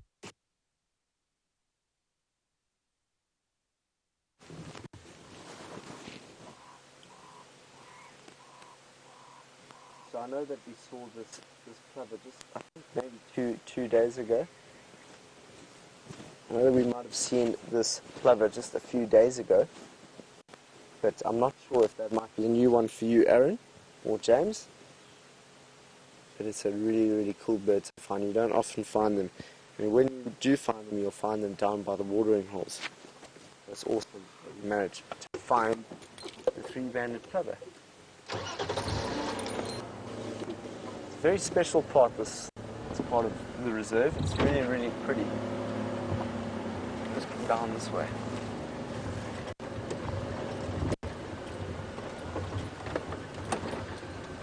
If I was an elephant, I would love to walk through here. It's neat. You can actually see that elephants have walked through here, at the side of the... So you can see some mud that's been rubbed off here, and specifically on these trees, just here. On the left here, you'll see mud that has been scraped off over there, and that helps them get rid of their ticks. So we're going to head off in the direction of where that leopard was seen, and we are going to...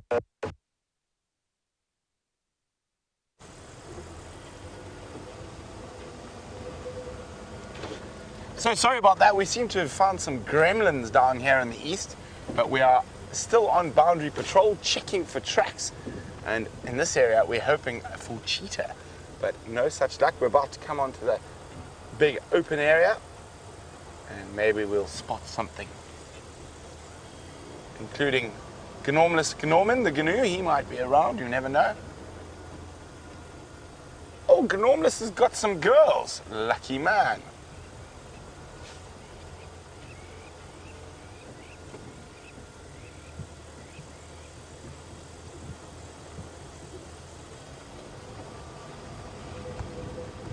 Always pays to check carefully.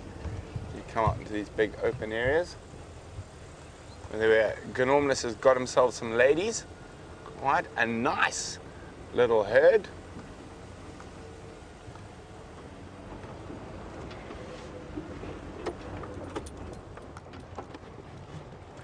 So there we go. Quite a big group that Norman's got for himself. Jesse Segman's wondering what is the difference between blue and black wildebeest. Well, here we have the blue wildebeest. And they generally occur at a lower altitude. They split, the two wildebeest species we get in southern Africa split about 1.2 million years ago. And the black has a slightly different horn shape with a sort of forward-facing horn rather than a side horn. And in this area, they've also got a very white tail, a white tip to the tail, and a white beard. Now, in East Africa, the blue wildebeest also has that, and it's just a local variation. Black wildebeest also live on the high fault grasslands rather than down in the low fault where we are now.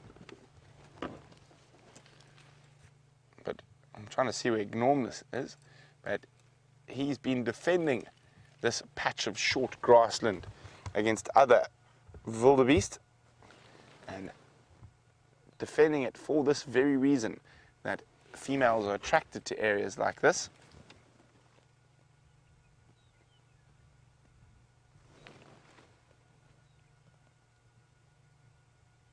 Ideal habitat.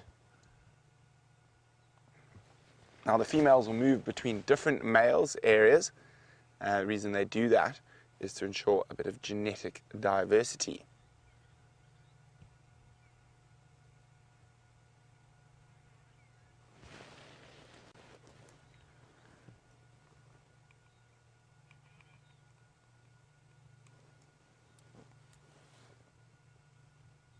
Apart from the wildebeest, I can't really see too much else. I was glassing the plains with my binoculars.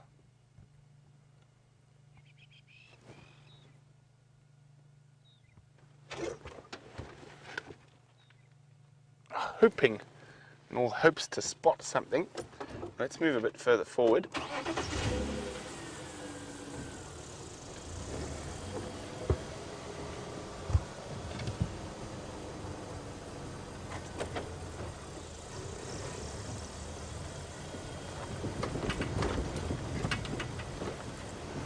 So Gracie, hi Gracie, who's 8 years old, says, Brent, do you know that there's a tree with a water pipe on it on Cheetah Plains? James doesn't know how it got there. Gracie, I have no idea how it got there as well. And we're going to do a little bit of a cheat quickly. When you see a game drive vehicle driving at that sort of speed, oh, excuse me, it means they might have on their way to see something. We might be able to see it from this distance, who knows?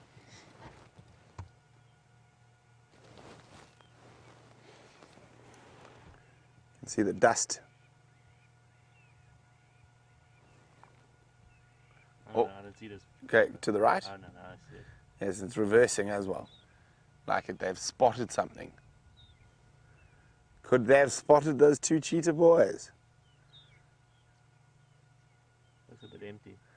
It does. Maybe it's new rangers learning the roads. That is also a possibility.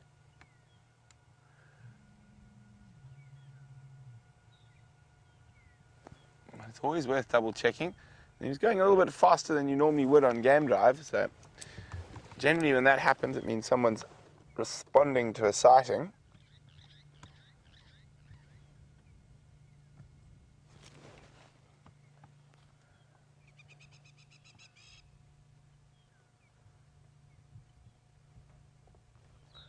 Let's get a little bit higher.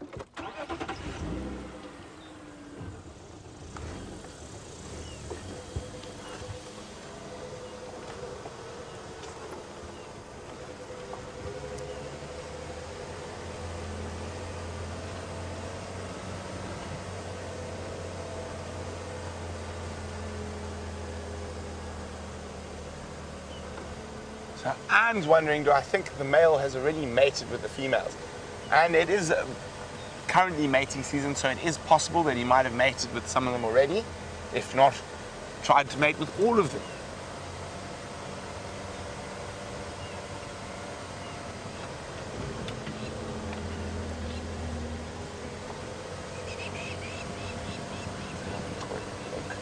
A last view. Have a look at the plains from a different angle, looking back towards there.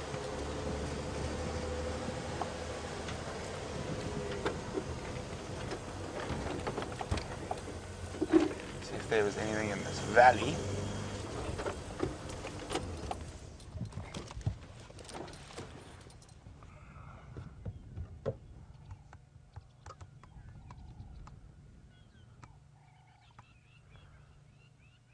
So Aaron's wondering, what are the chances of seeing the Anderson male on Cheetah Plains at some point? I would say, Aaron, not too high. I think if he moves territory, he's going to move down towards the south, towards the Sand River. And he is already spending a lot more time there. That vehicle stopped. I'm trying to check the termite mound next to it.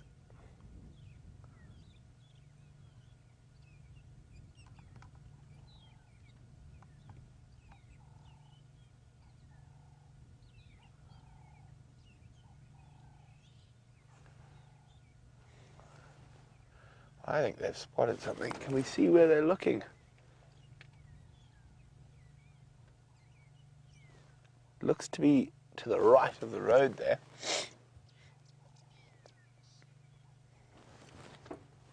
Let me just try it a little bit to the left there, towards that slightly more open area there. Go back a little bit under that tree.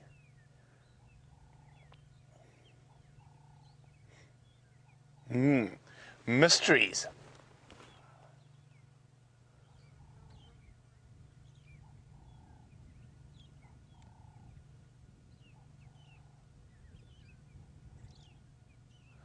So what we're looking for, if it is cheetah, sometimes they're lying so incredibly flat, and they almost disappear, and their heads just sticking up.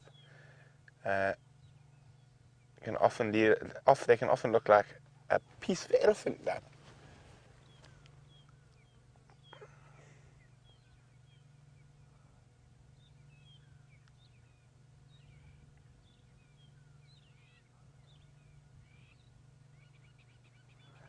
They could just be bird watching.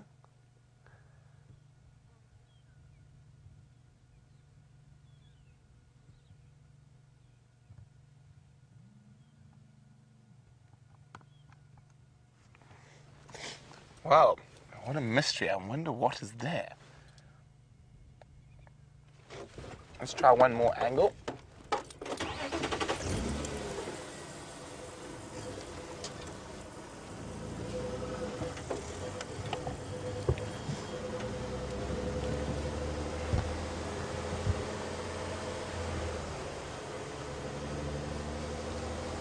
Of course, the true dead giveaway would be if a second vehicle came a-racing.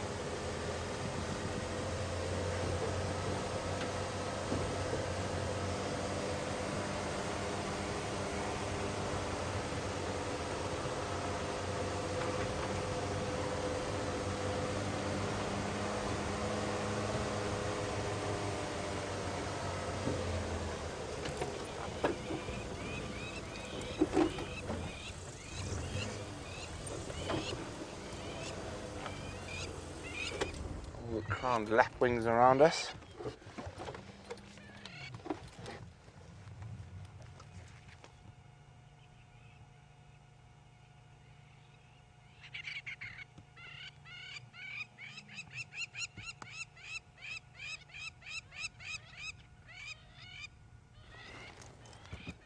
There you go, off their flutter.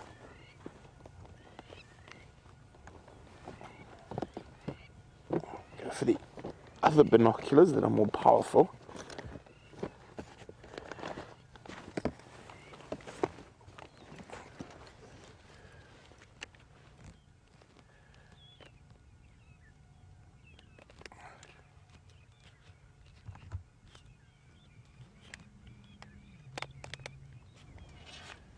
For more powerful binoculars now.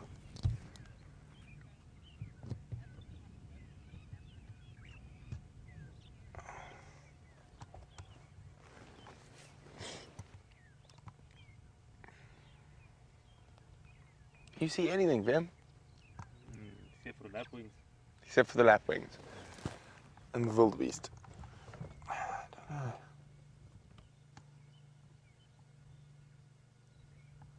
Vim, just go back, but just beyond that vehicle. On the termite mound. I think I saw something move. Am I there? No. See, they're looking to the right of the car there. Maybe behind that bush.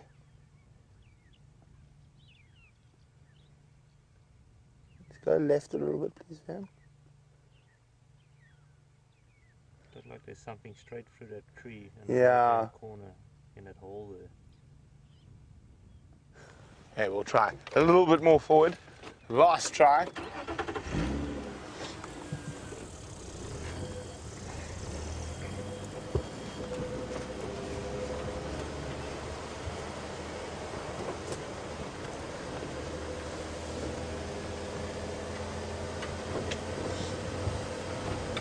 What do you think from here?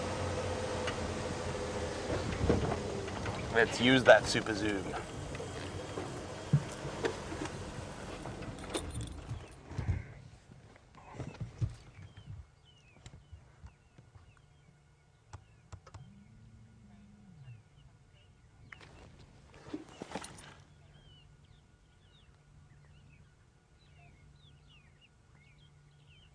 Wait, what's that there on the ground? Just to the right? No, it's nothing, it's a stick. They could be bird watching. I don't think so. I think there's a cat there. What do you think, Vim? Smell a cat. I smell a cat, yeah. They're just sitting too long in the same place. But Mercedes is wondering, what is the sort of population of cheetah in the Cheetah Plains area? Well, we've got those 2 resident males, and as far as I know, there's one sort of unrelaxed female that comes through from time to time. Cheetah don't have, or female cheetah don't have a defined home range like lion or leopard. So they do meander and cross between each other, so it can change tomorrow. But I'd say probably 3 is a safe bet, but possibly as many as 5. Definitely the two resident dominant males that we see quite frequently, and then females can vary, sort of 1 to 3 that might come in and out. One more look. This is driving me nuts.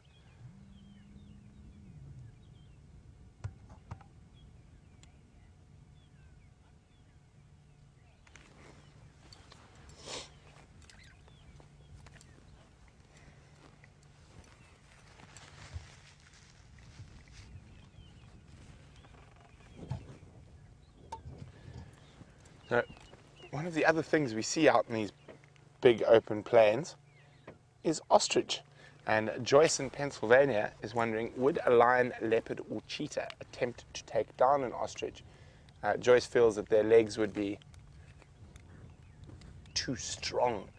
Well, Joyce, all 3 of them would definitely take an ostrich, and cheetah in particular are quite adept and are quite fond of eating ostriches.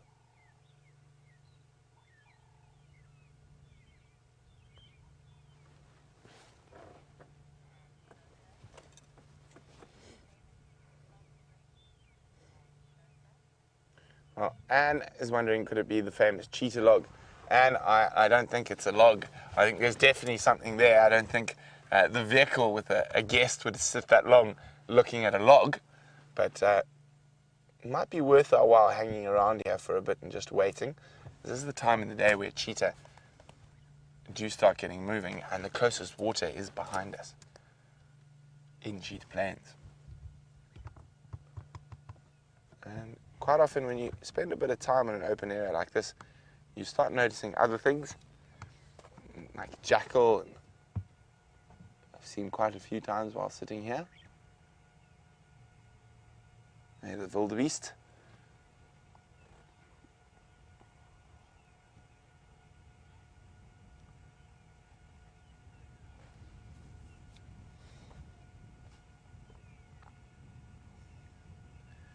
So a lot of you are wondering why I haven't got on the Game Drive channel to find out what's there. We don't share a Game Drive channel with the property to the south of Cheetah Plains. So we don't have the ability to talk to them. But while we wait out the chance at a spotted cat, I think Sam might have another one.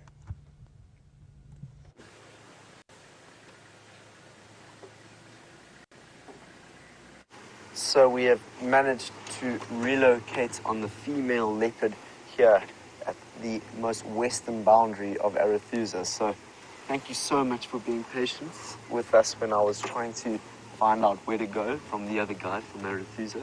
It was such a vital thing for us, for me and Dave, to then come and find this beautiful looking female leopard, and I'm not sure who it is at the moment.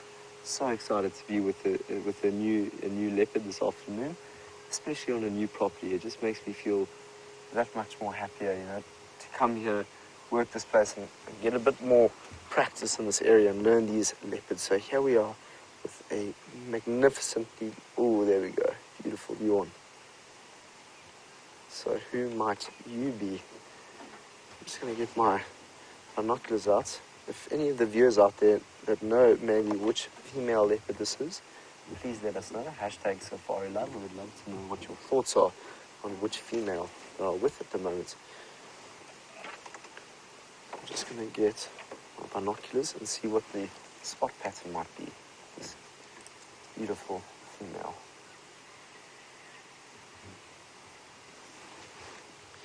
So, where in Arathusa are we? Well, let's just show you where we are.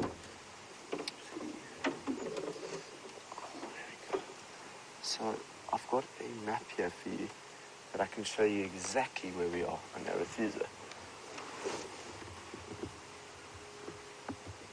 So this is the map that I've been using. It's quite dirty, but for now, come down and point yourself right there. That's exactly where we are on Seafspan. So we've driven quite a distance this afternoon to come and find this female leopard, and she's over here at Seafspan. So we drove. What we did was we came in from the airstrip, which is here, and we drove all the way down and around to Seafspan, and that's how we found her. So very, very excited that we managed to find her.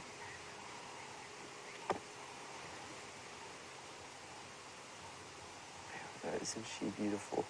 So let's drive a little bit closer to her, and we can get another visual. These cameras are incredible. You don't even have to go closer. You can get lock in right in there and not disturb her at all from a distance.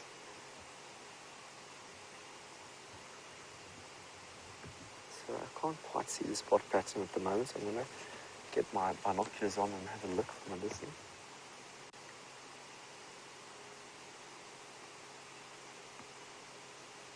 Looks like a 4 spot pattern from here on the right. Let's just go a little bit closer, because then maybe Dave will be able to zoom even closer and you can get a little bit more of an affirmation of who she is. So what we're going to do is we're going to go down and then back there, so you can have a visual of her beautiful face. I'm so excited to have found a leopard. We really wanted to see a leopard this afternoon. And Dave and I came through and did the deed.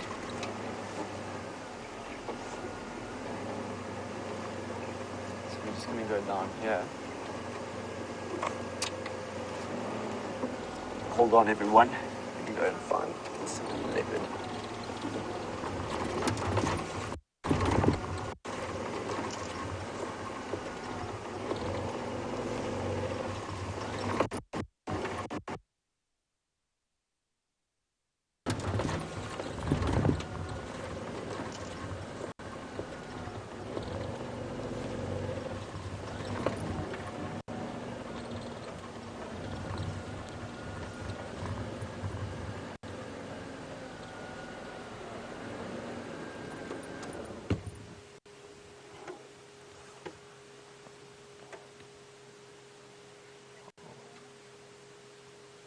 Have a look at her. She is so beautiful.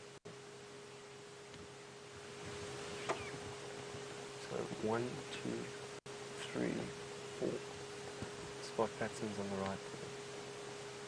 She'll turn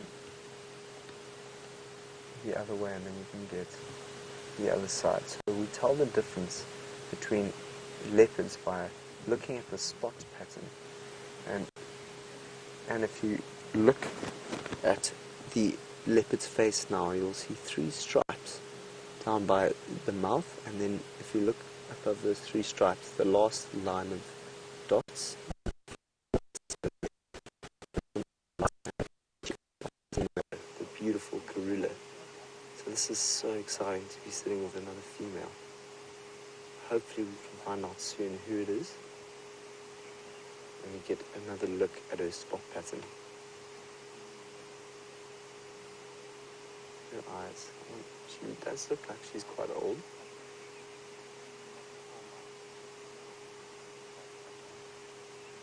There we go, wow, look at her. So it's good to be back with a leopard. It's been some time. The last I was with Karula up a tree while she was feeding on that impala, and now we're here with...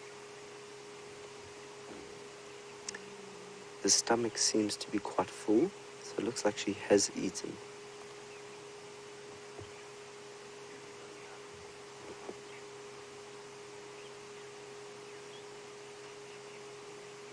She's got a beautiful golden look to her. Wow, she is really, really beautiful. So it's still getting quite late in the day. We've still got quite a bit of drive left, so there's every chance that she might get up and start walking and scent marking. And I'll be so, so grateful if she did. She jumped up and showed us where she walks to, because that's the best way to learn a little bit more about a leopard, and what she likes to do is understanding her habits. What trees does she like to scent mark on? What path does she like to follow? Because they all have their own kind of characteristics and personalities in terms of their territory. So the more that you get to know their territory, the better it is to track these leopards. So it's actually my first leopard on Arathusa. Very, very, very cool.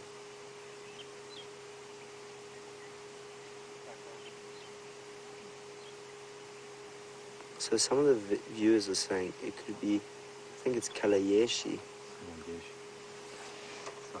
Salayexe, that's Salayexe. Ooh, there, look at that. Hello. Beautiful. Just wow. The sun, the last rays of the sun are now coming through the clouds towards the end of this day. She's going to be catching those last rays, and that's going to show you that beautiful golden look of this female leopard.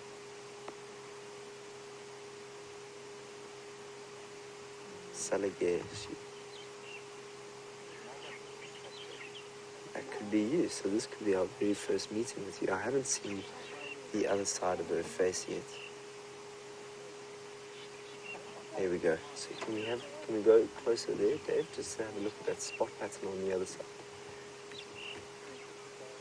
1, 2, 3. I'm counting 3, so it might be 4, 3.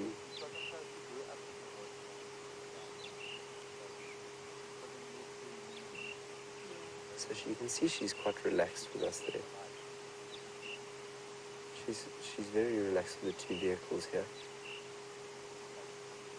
So I think she gets seen quite a lot, so she's been habitualized, which means that she's been seen a lot by vehicles.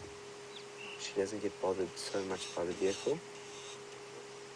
Whereas if you go down towards the different boundary, maybe the Kruger boundaries, where you don't see as many vehicles, some of the leopards there are quite skittish, which means that when they see a vehicle, they run off.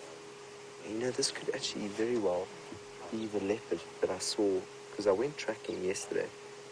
I found leopard tracks yesterday. I don't know if anyone was on drive with me when I went off into the bush there to see if I can find a leopard. and I got to a termite mound. Oh, look at that. And all of a sudden I just heard something jump off onto the ground and run. And I was so sure that it was a leopard because there she goes, here she comes. Wow, look at that. So here she comes. She's going to come straight towards us.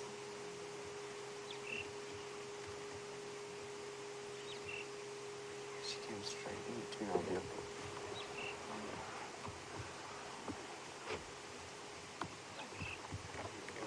Wow, she just scent marked on her.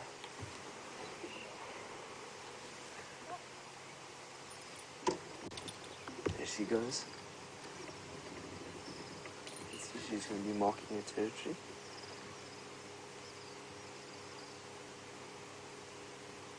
Beautiful, there she goes.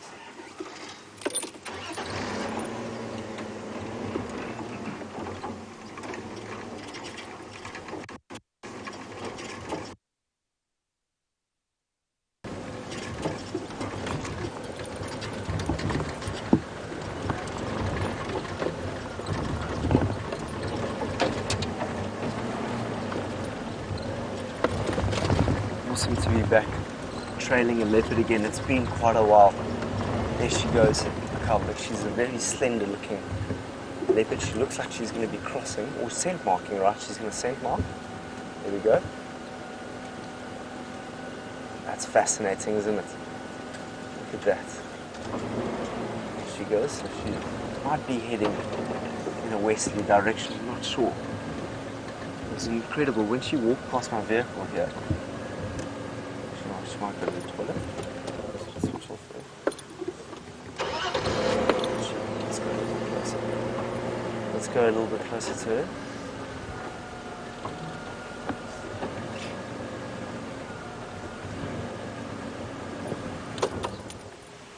Wow. So we've got another vehicle coming. I'm just going to see if I can go to the left of it.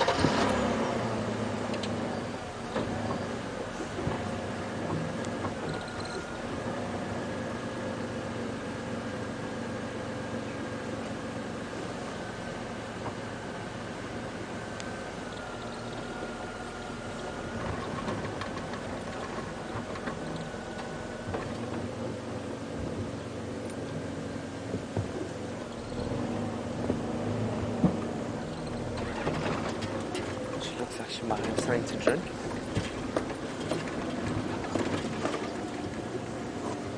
There she goes. So this is where we went looking for her a little bit earlier. So she just went to the toilet. She might just head down this road here. Let's go and sit here. Let's see what she does. There she goes. So she's now heading away from our area. I'm going to let this car come past me just because I think he is able to follow her into the next area. So there you can see her coming past. No worries. She's just over there. You just see her walking off into the distance there.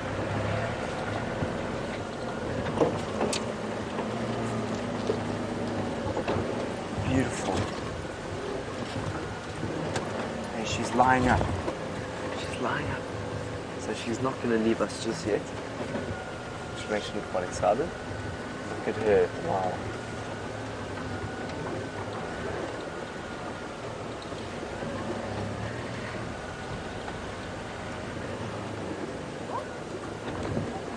Okay.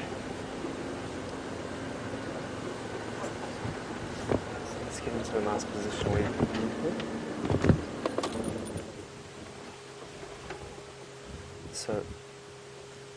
So when she was walking past my vehicle, she scent marked on my wheel, which was the reason why I was in the way there.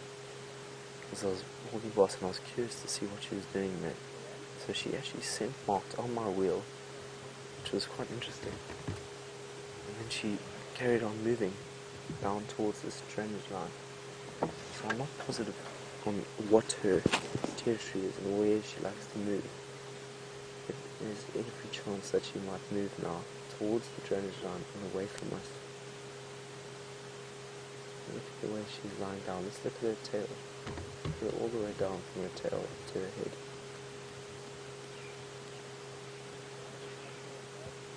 So look, nice rosettes coming all the way down to the tail. And just look at the end there. You'll see a little bit of white at the end of the tail there. Often when she's stalking some animal, such as an impala or a kudu or something like that, they'll try and signal the antelope to show that they've been seen. So as soon as they've been seen by another antelope, they lift that tail to say, okay, you've seen me, yeah, she's off again. Okay. So we are going to stand in this position because we can't go any further down there. Because that'll be going off into another area. She's going to scent mark there.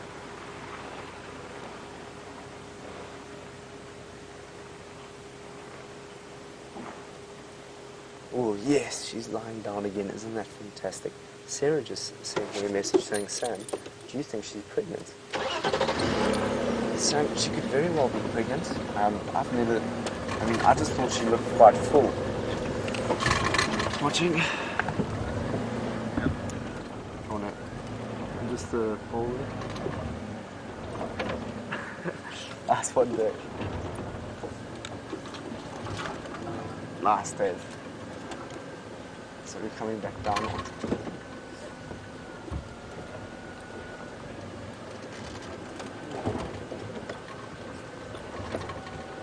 So Sarah just asked, do you think that she might be pregnant? Sarah, I saw that she looked quite full. Didn't notice that. But she could very well be pregnant, and that would be really, really interesting if she was pregnant, because then we have Karula, we've got Nkanyeni who have already had cubs, but now we've got a new female that could be pregnant. That would be fascinating. So I'm going to go a little bit forward. I'd love for you to see her face a bit more. So this is literally the edge of how far we can go. I just need to check the radio.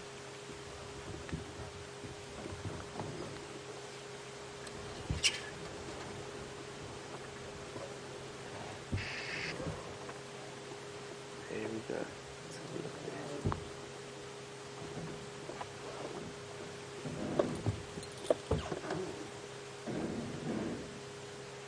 So I just want to say,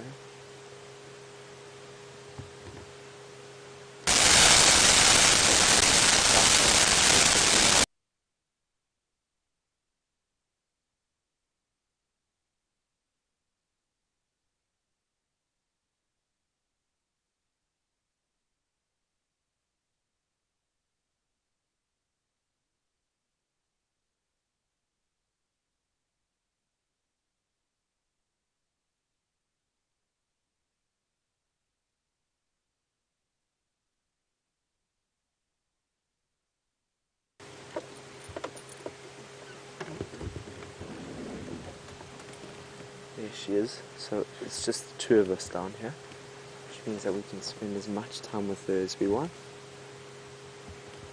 There she goes. She looks like she's going to go down into the drainage line.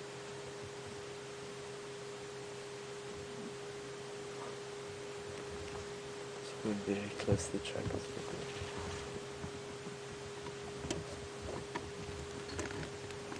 So we might have to reverse.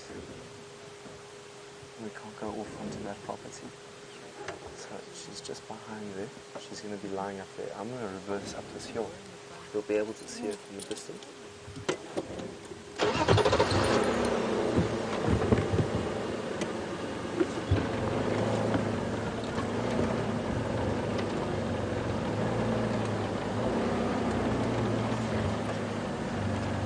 So she's just behind that tree there. So she's now not on our property anymore. We had such an incredible sighting of her. I want to see if maybe, let's just trying to think of the best thing to do here. Let's wait and chat about it for a little bit, and then I think he might be coming in reversing if he does reverse. Okay.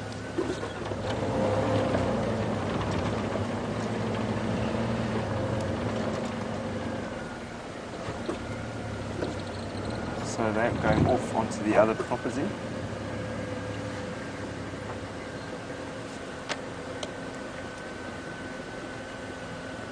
Okay, so let's just go down. We can't go onto that property. Let's just see if we can move to a position where we can see her.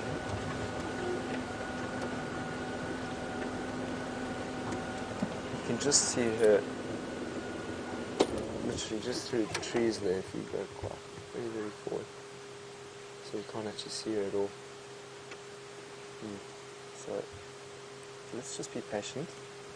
Potentially she'll come back out behind the tree there and we'll be able to view her. There's her tail. Can you see her tail? And there's her head. There she is. This is actually quite a cool way to look at it. She just put her head through there. You can just see her to the right of the tree. How cool is that? So, yeah, you can see her tail. It looks actually biting stuff there. So there's actually a cool screenshot that you can do here. As you get the leopard's head behind the tree, there would be a beautiful picture.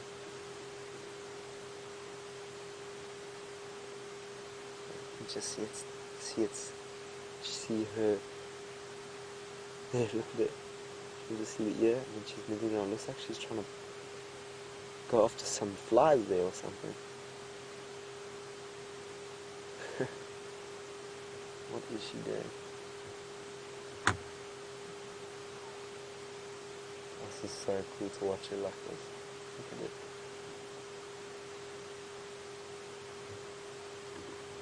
What is she doing?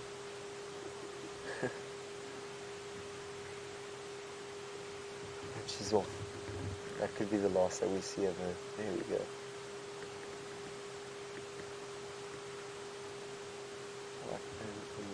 What an amazing sighting. How cool was that? She was just biting. It looked like she was trying to get something that was in the air in front of her there. That was a very, very cool sighting. So I'm just going to reverse. It looks like they're still viewing her. I, of course, can't go up there. There's a property. But she's most likely going to be heading in that direction.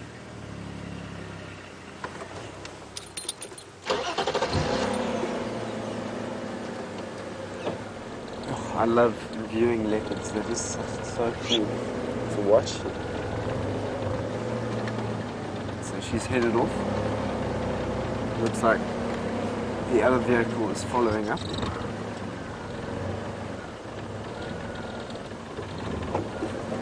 Just wondering, you know, maybe if I follow the drainage, she'll come back down the drainage line. Let's just stop here for a second. I think it's worth the wait.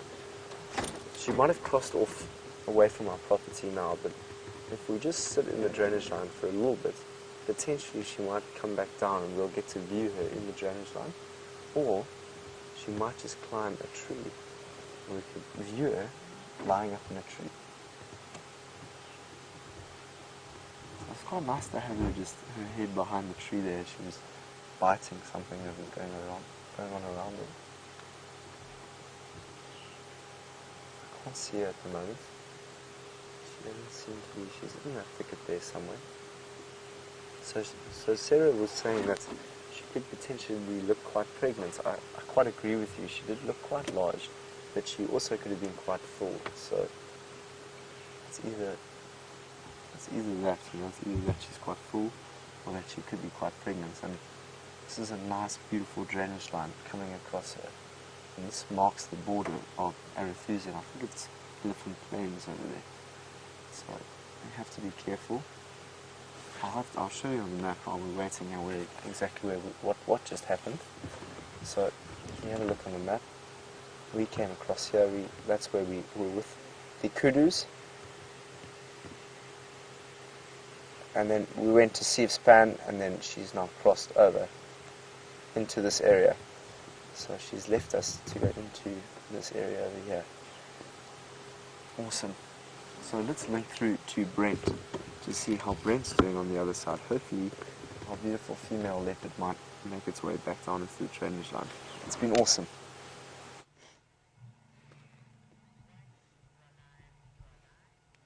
So we have not moved an inch from the spot where we were sitting, and patience often pays off. and one of my mantras out here in the bush, and with some very careful spotting, we have found the mystery animal. Now, can you believe that? There are two cheetah there. Willem has cooked up some digital zoom. There we go, a little bit of movement. There we go, head up. So there we go, two male cheetah. Definitely not the best visual we've ever had of cheetah, but we are going to keep sitting here in the hope that the closest water is just behind us. Well, we won't sit here for too much longer, but we will give them a little bit longer to maybe get moving.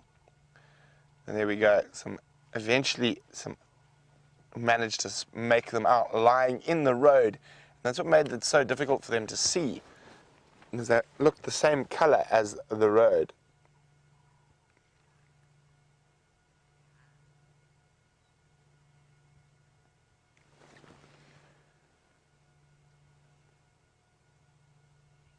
So fingers crossed they do head back up to the north where we are. So I think what we'll do is we're going to go do a little drive, go have a look around Cheetah Plains Pan, and then maybe come check just before dark to see if they're on their way up here.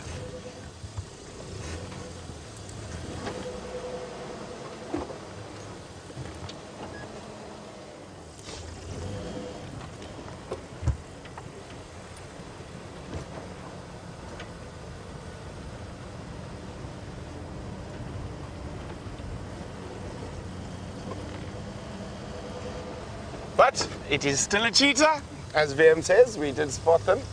It took us quite a while. The vehicle even drove off and it was still sitting there. There must be something there.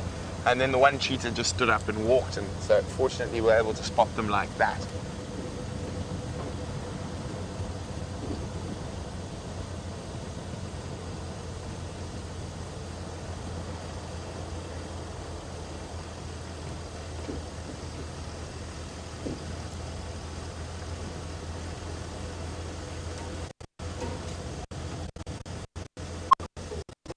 You know what?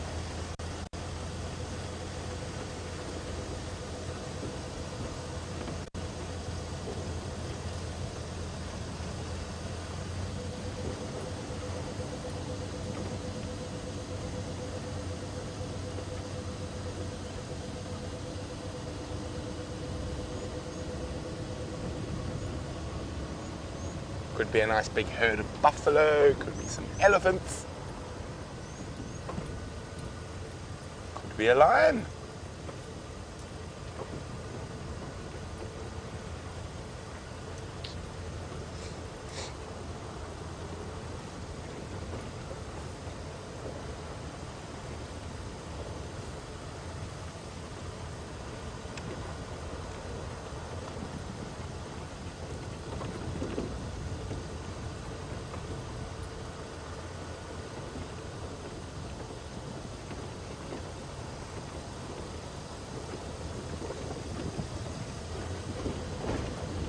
So Genevieve in New York would like to know if certain circumstances will increase allo grooming in lions, particularly lioness, and those circumstances being sort of pride takeovers, new coalition males, pregnancy, etc. Not really. Allo grooming is a very important part of a lion's life, and they do it constantly. So I don't think those particular instances would increase it dramatically. Or if any, or noticeably, probably is the correct answer. But and it is possible, but I wouldn't say so.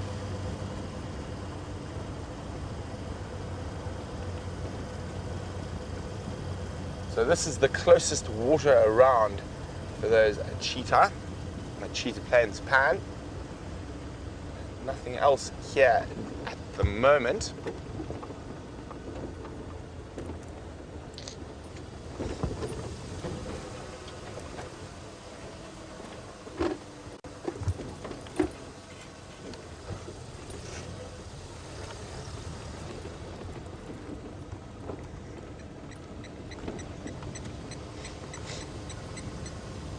So, cheetah are quite an interesting species. They are one of the endangered species. Probably around 10 to 12,000 left in the wild. And James Richard is wondering that even with the best conservation practice going forward, the species is still doomed. Probably. So cheetah hit a genetic bottleneck about 10,000 years ago.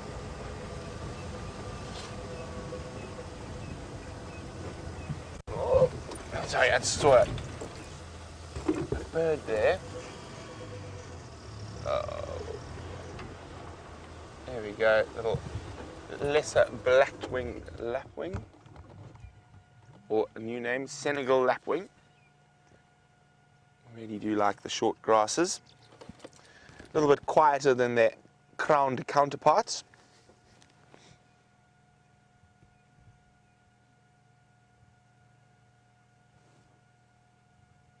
They're pretty little guys.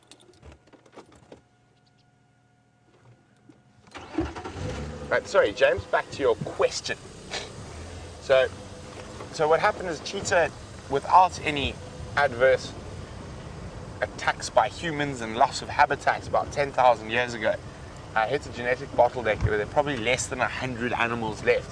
So you can take a skin graft from a cheetah in South Africa and pop it on one from the Sudan or from Tanzania, and it immediately takes. So there's very little genetic variety. They're all very heavily related.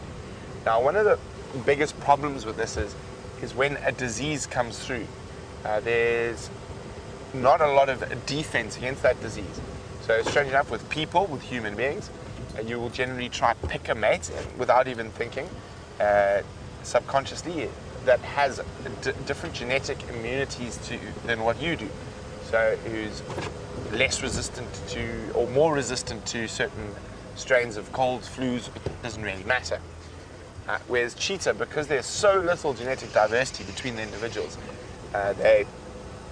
if there was to be an outbreak disease, there's almost none of them that will hold sort of immunity to that. So they're all immune to the same diseases. So if a new disease had to jump, they would be in serious trouble.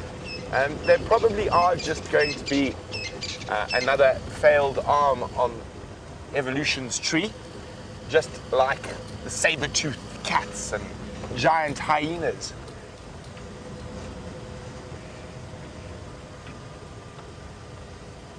Wow! This is the biggest herd of impala I have ever seen on cheetah plains.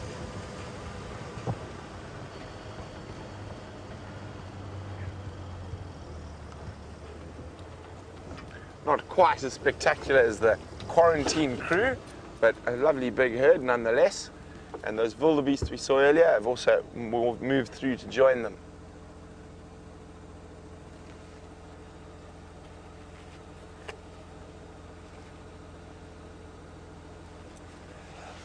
Oh, excuse me.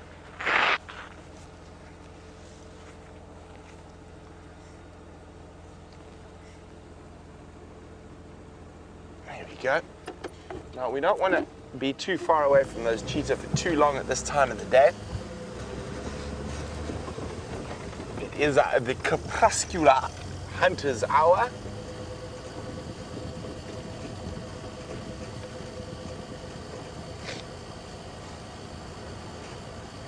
Now, Anne's asking if there was no water there, how far would cheetah travel to find some?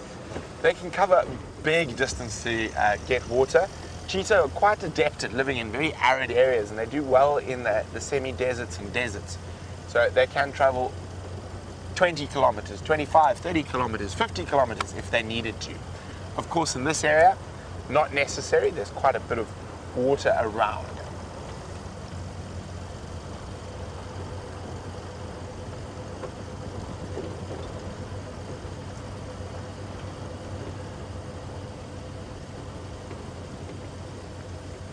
Monty's wondering when exactly is the rainy season. Well, we didn't have much of one this year, Monty, but generally from November through to early May.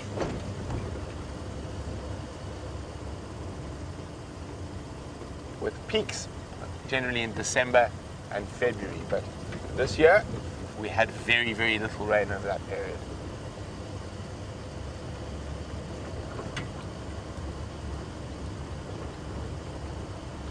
Threatened a lot, but never materialized.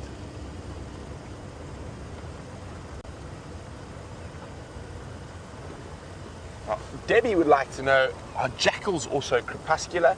For those of you who are not sure what crepuscular means, it means active at dusk and dawn. You could say they're crepuscular moving into nocturnal. They will be active throughout the night, whether it's animals like cheetah and wild dog tend to be most active and do a lot of their hunting at this time of the day and at dawn.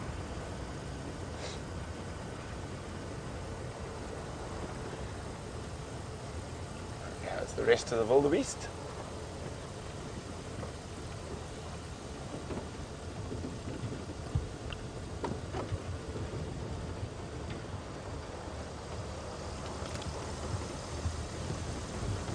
And there's Gnormless. Hello, Gnormless. Done well for yourself today? Got some girls?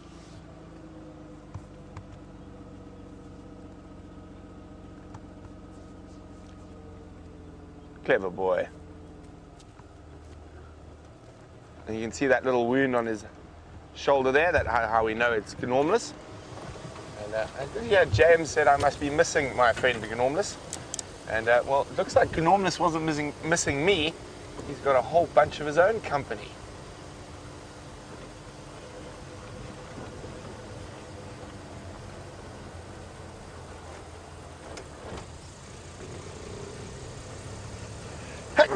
Oh, excuse me.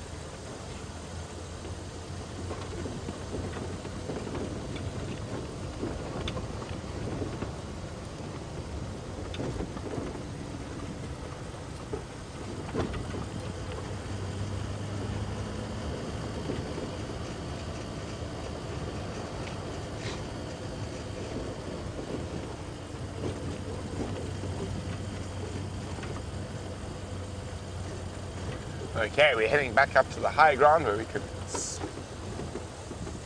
go. You should be able to see them if they haven't moved. If they have, I'll have to keep a sharp lookout. To the right slightly, William. They're still there, they haven't moved an inch.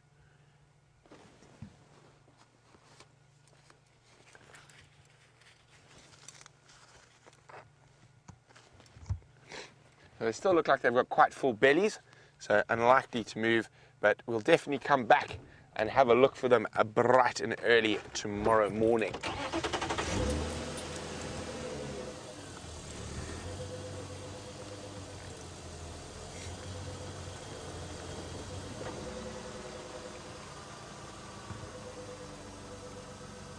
Sorry, just want to listen to the game drive there for a second.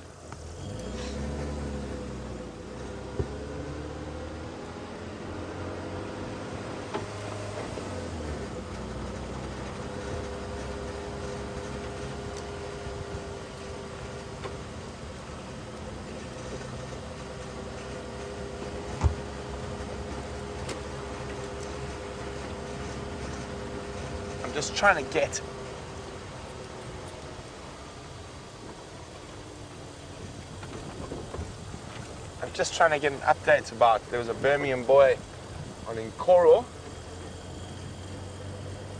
I'm just listening to see if he's up and moving just yet.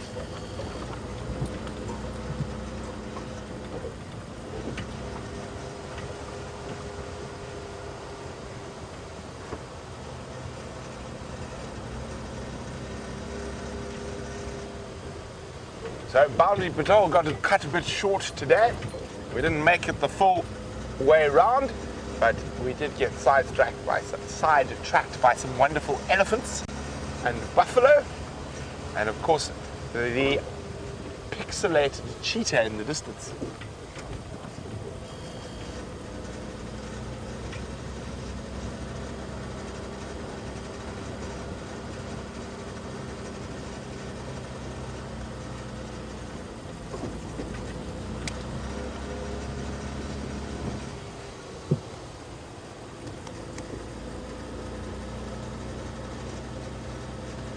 Temperature's starting to drop quite quickly now. Might be nearly time for the jackets.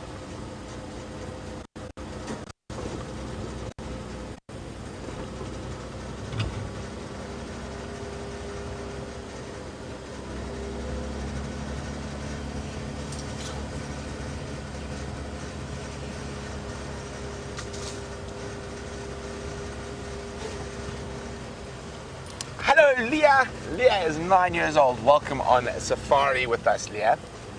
Leah would like to know, how long can a Cape buffalo live for?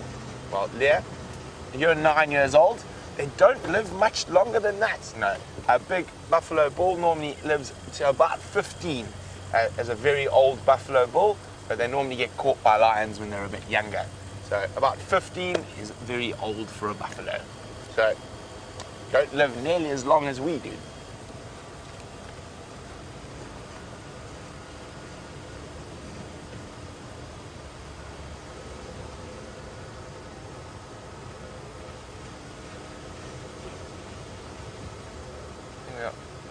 Slowly meander towards 3 in a row pad.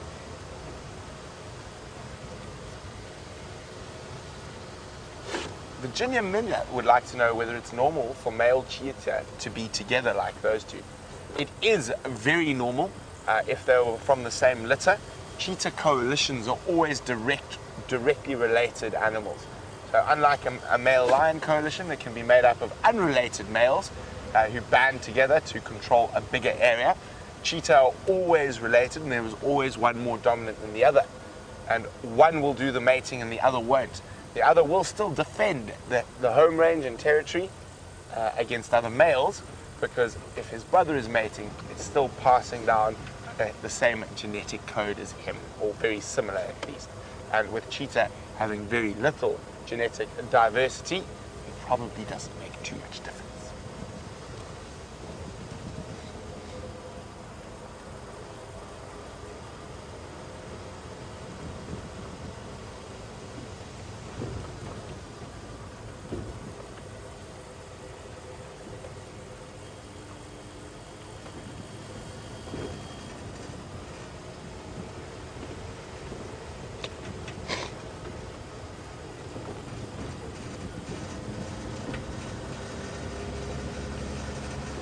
So we're going to start slowly making our way back towards the west. See what else is out there this evening. Not quite dark enough for the spotlights just yet. The reason I've got the headlights on is in case we spot any tracks.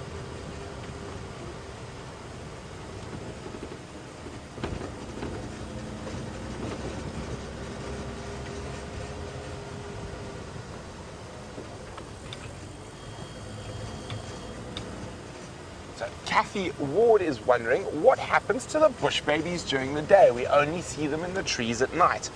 Well, Kathy, they are nocturnal, so they only really come out at night. During the day, they sleep in little nests that they make in hollows in the trees. I'm just going to pop my scarf on. It's getting a bit chilly.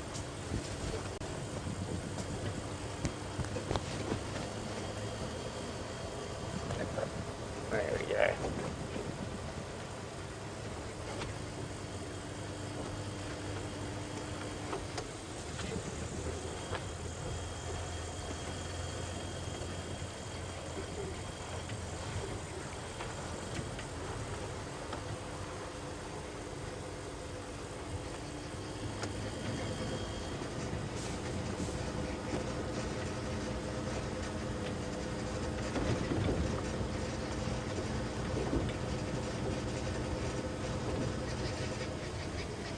Not much happening there.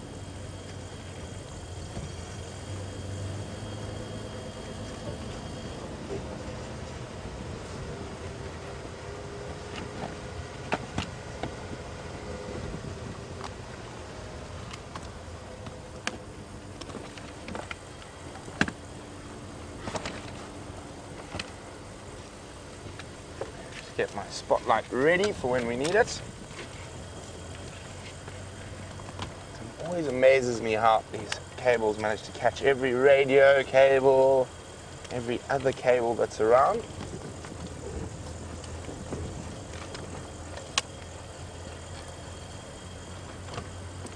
There we go.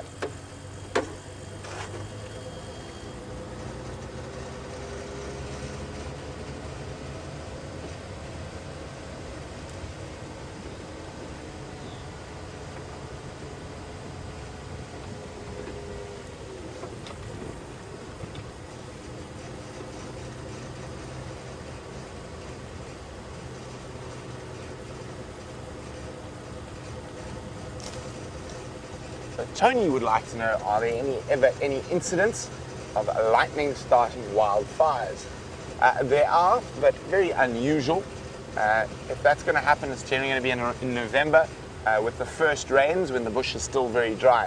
But I think this year, because of the drought, there's going to be no grass to burn, so you don't really have to worry about a wildfire, in this area at least.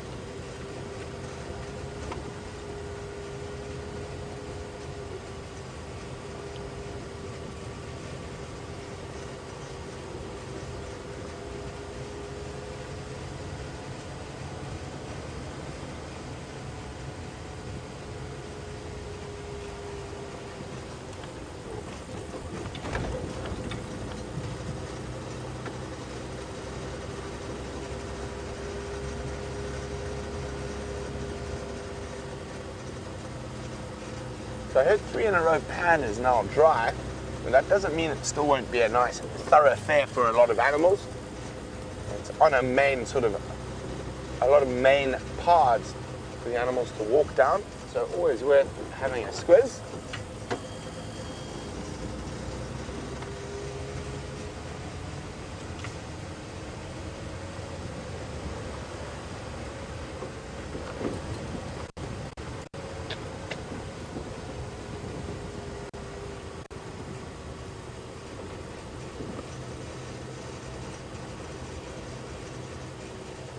Go. No, I'll just check down there. Down there.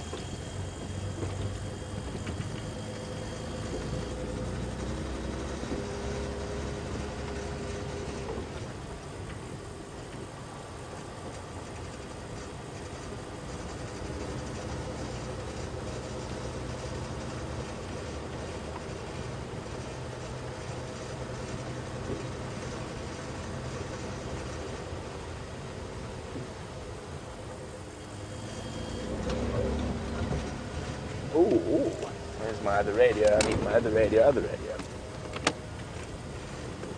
So for confirm it's going to cross into CP and down.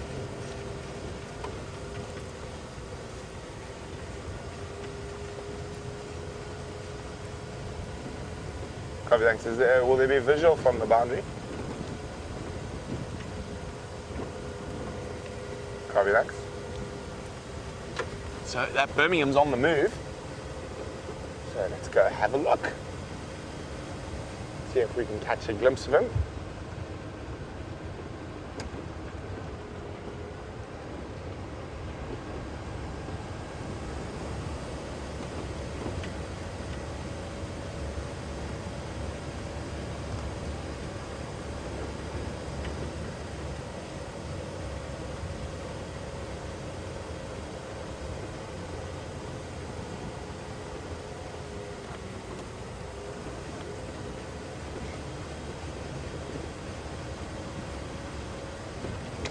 So we did check through that area earlier today, but that lion was lying up quite far to the north where we couldn't see him from the boundary.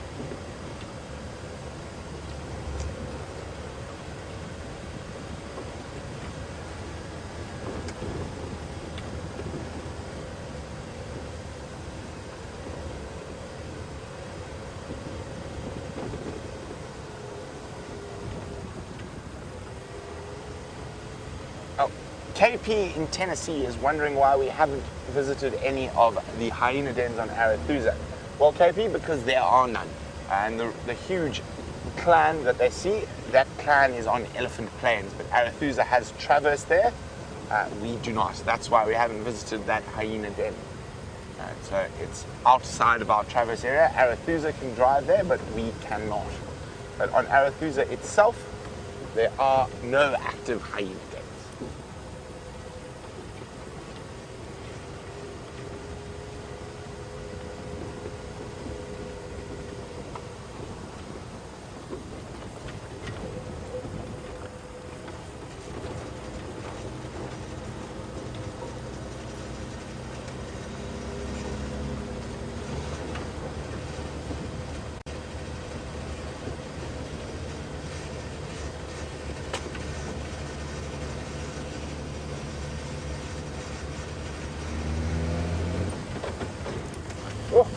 Getting a bit nippy.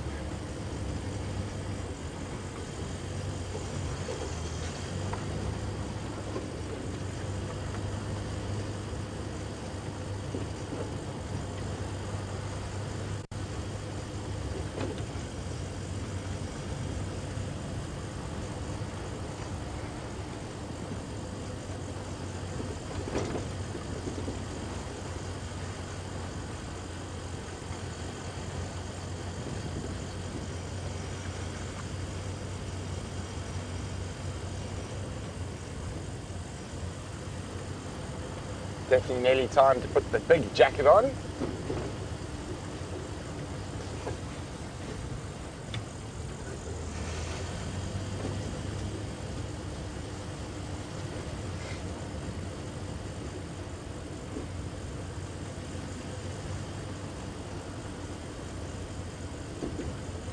So we're on our way to try see one of those Birmingham boys.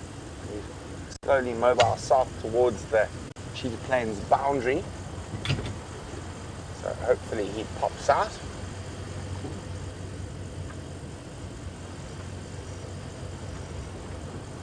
And while we're on our way there, looking for bush babies, nightjars, owls, any other nocturnal critters, genets, civets, serval, caracal that might pop out. It's still a little bit early in the evening for a lot of those creatures.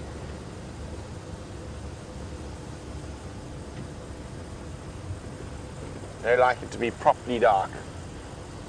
Oh, there's a nightjar. Oh, he's off. Oh. So we don't shine the spotlight on diurnal animals. That's why I turned my lights off. There was kudu crossing the road. The reason for this is that you can temporarily blind them with a spotlight, and we don't want to give the predators a better chance or the prey a better chance. So that's why if we are following a predator hunting at night, we just kill all the lights.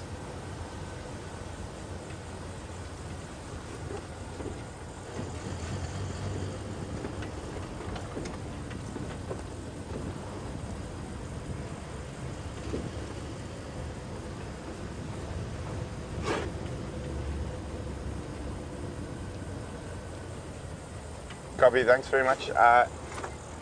Whereabouts on Kalkol? How far from the beginning of CP Open?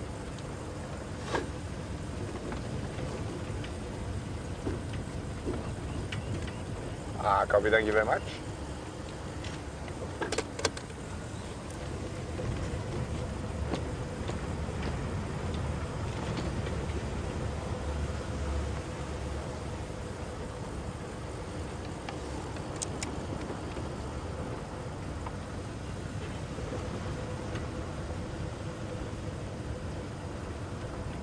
There we go.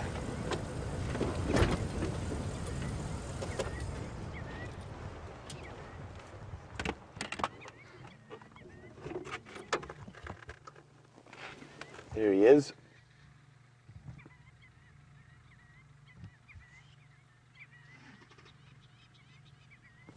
One of the Birmingham boys walking across the open plains. Being snorted at by what sounds like some impala.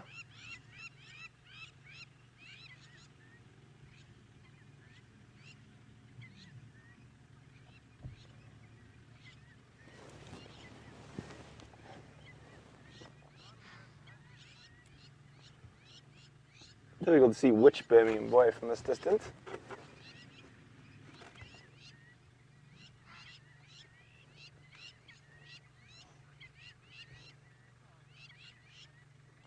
Heading straight towards us.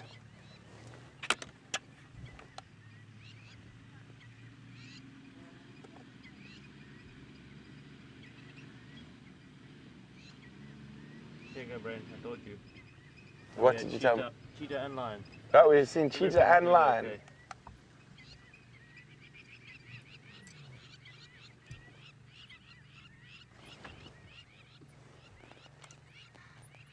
There he is.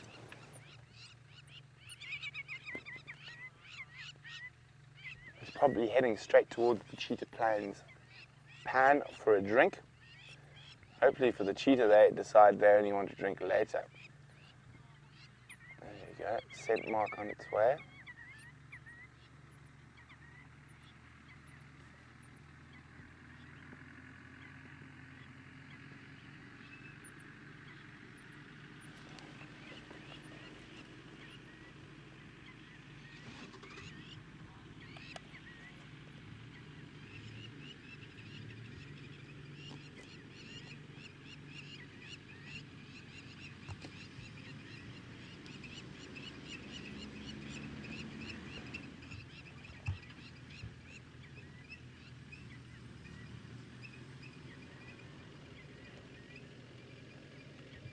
on his nightly patrol. I know that, as far as I know, the other 3 Birminghams are in Torchwood.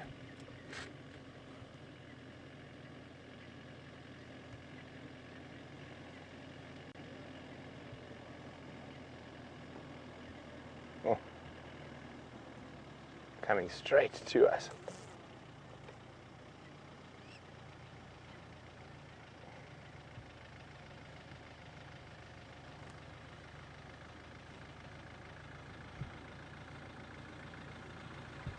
Oh, you oncoming?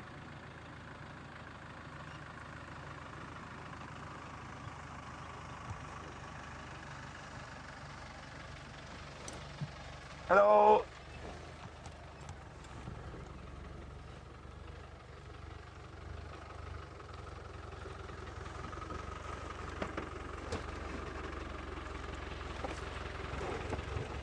Have you heard anything from Final Control?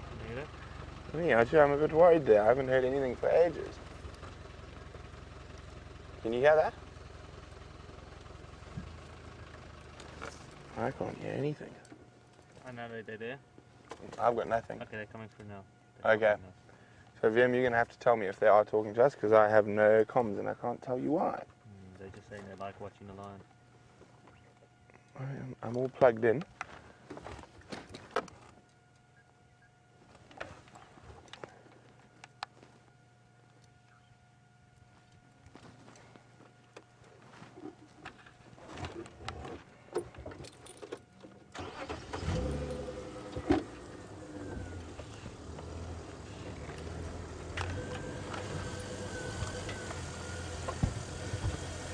So it seems like I've lost all communication at the moment, so bear with me for a second while I try to figure out what's going on.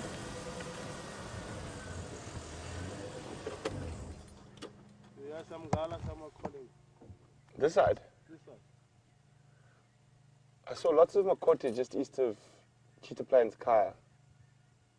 I don't know, maybe that my father did Baba something there. So he's gone off. It said while we were talking and I was trying to figure out what was going on with my communication, on how he heard lions calling a little bit further to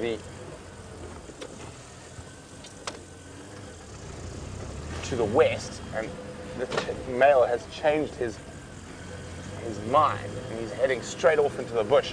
It's really thick in here. But we'll see what we can do.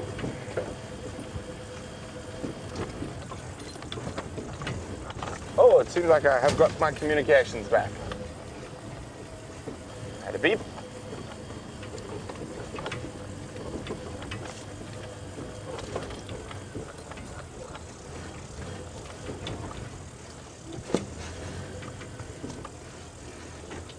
Miss Lobo Bob would like to know, how do I know it is a Birmingham boy?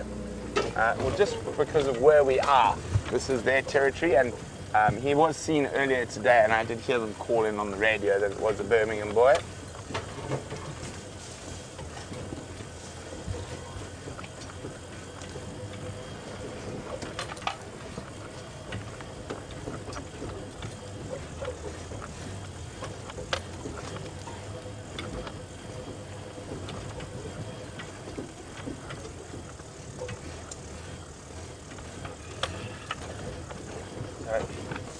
Getting a bit thick. I need to find a way through.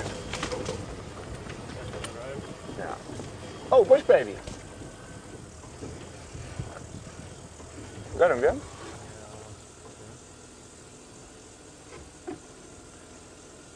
There you go, a little bush baby tail sticking through the bush there.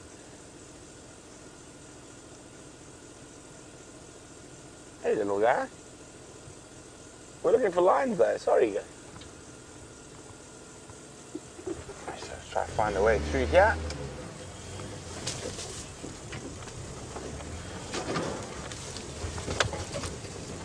How are we doing? Yeah, okay.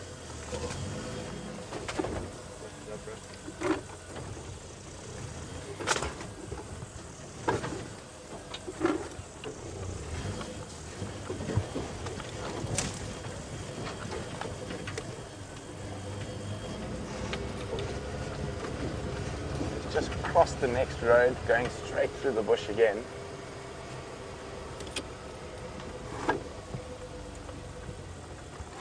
There's buffalo walking. Is that buffalo walking straight towards him?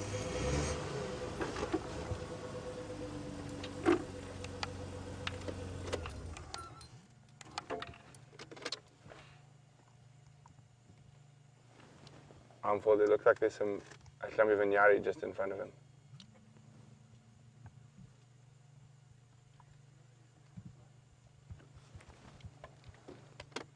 So, let me just turn off the lights quickly. I think I heard and saw some buffalo just in front of him. They were walking straight towards him.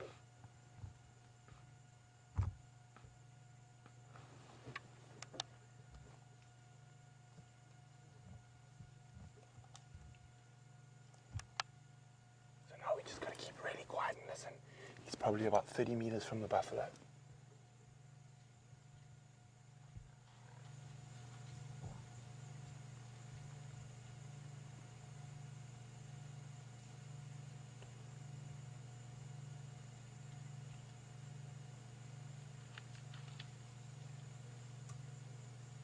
Maybe that's what he heard that made him change his direction.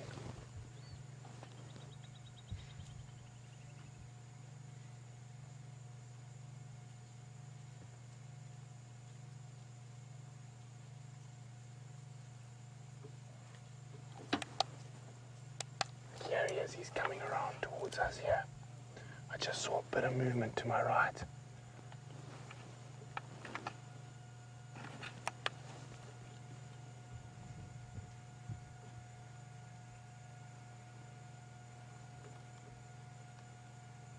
So he's just behind the spotlight here. The buffalo are just beyond.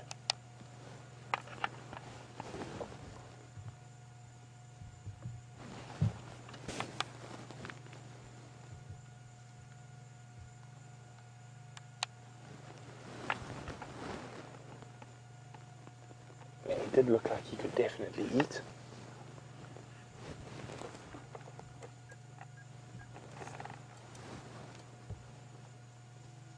Now the patience game starts again.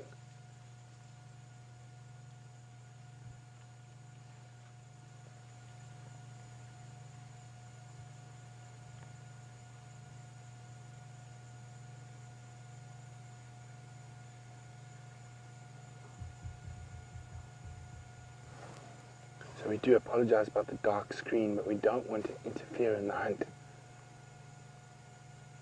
So at the moment I'm sitting looking in the dark with you, but I'm just listening as carefully as possible, waiting for that initial rush and that stampeding of buffalo, and then we're going to be listening for that distress call of a buffalo with a lion on its bottom.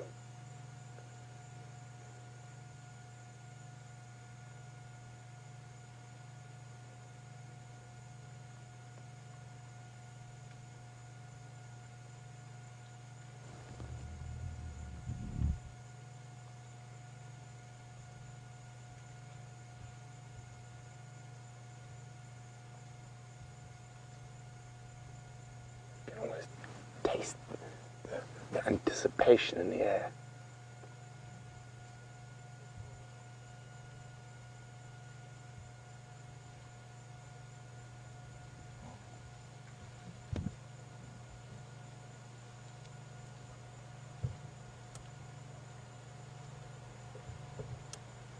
The wind's picking up. That's really good for him.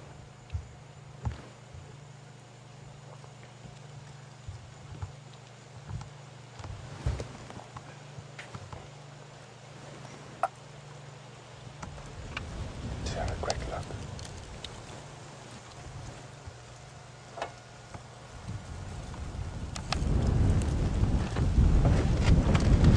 Oh, the strong winds just started. Doodles and Larry would like to know, could a solitary male lion take down a buffalo? Most definitely. More than capable, more than strong enough.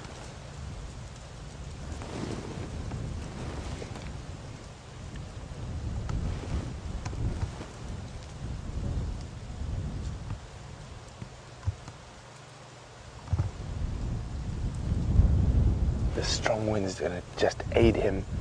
It's just picked up now.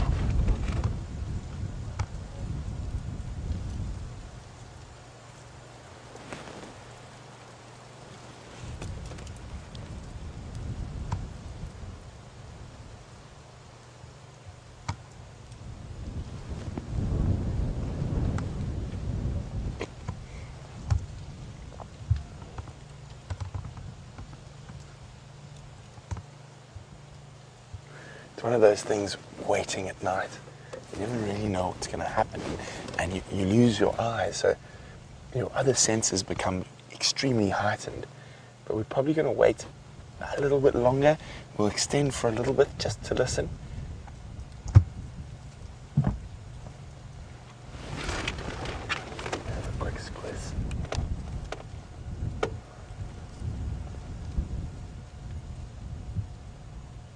Last time I saw him, he was around there.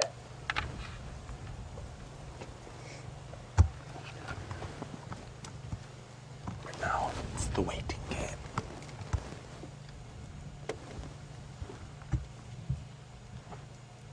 You gotta try. Try to figure out what's going on with your ears.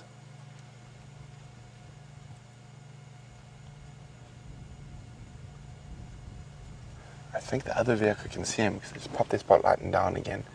So they might be able to see him. Or not. We'll see now.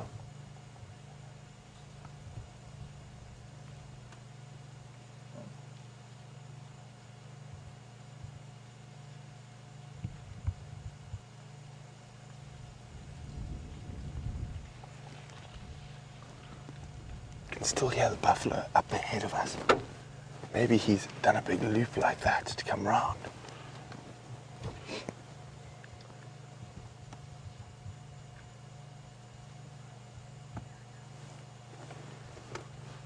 So we have extended. We're going to wait a few more minutes. Just listen carefully.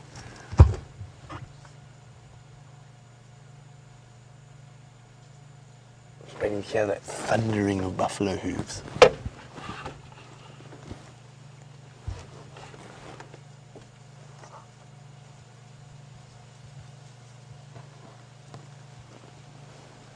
Difficult with this wind now and all the dry leaves rustling.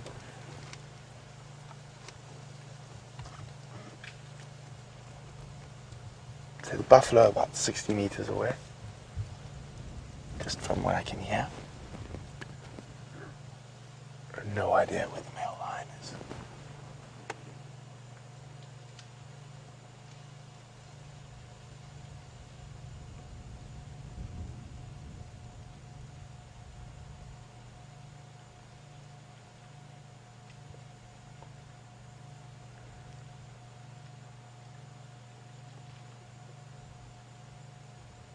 Now, if he's heard the females already make a kill or something like that, he might just bypass the buffalo herd. You never know.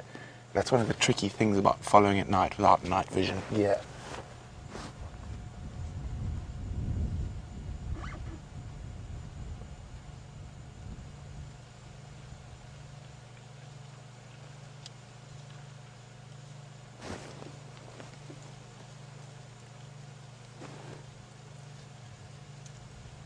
Just waiting for that sound like an avalanche of buffalo stampeding.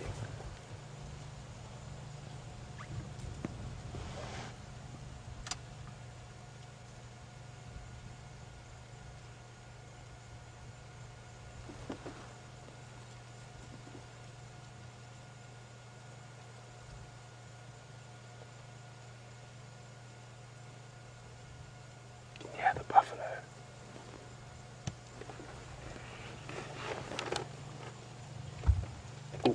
I can see buffalo right here, and the last place I saw the lion was right here. So maybe he's really close.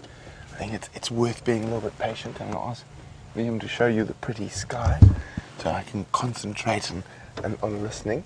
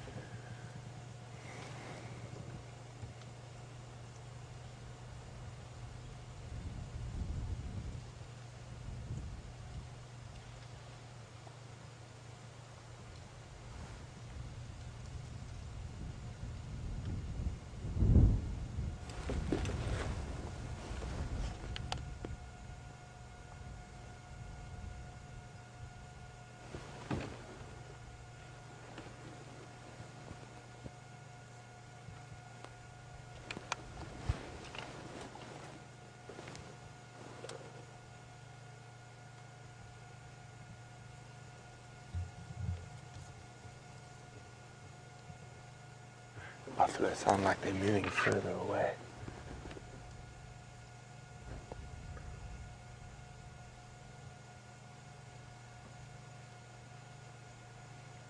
The thing is, we have no idea where that lion is now.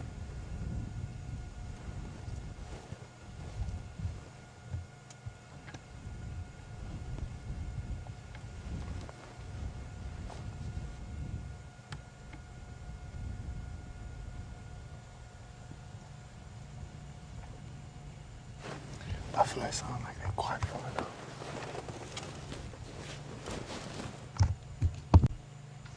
The last place we saw that lion was just slinking off.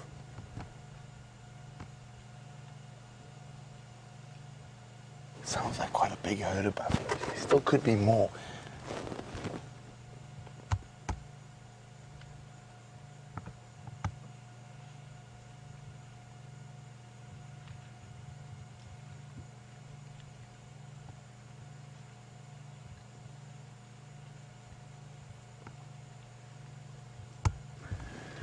Oh, it's one of those things about being in the bush.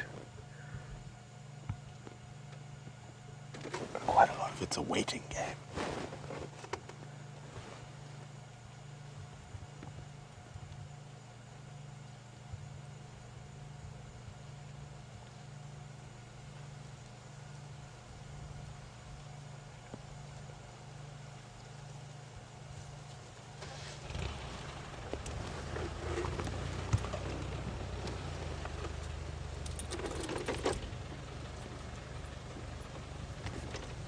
Going to move a little bit with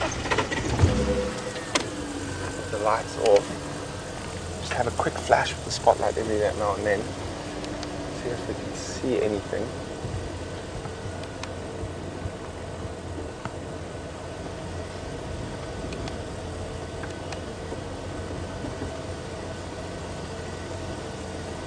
So we're going to try for another couple of minutes.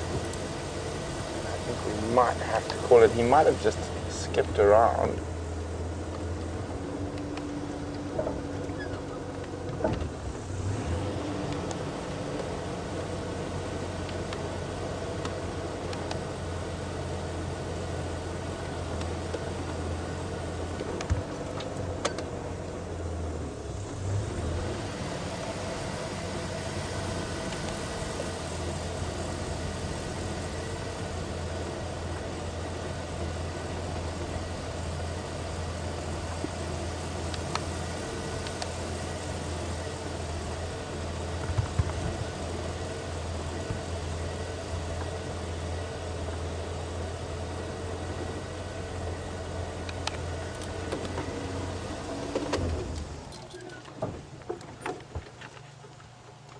All we're doing is moving closer to where the buffalo might be because we can hear them.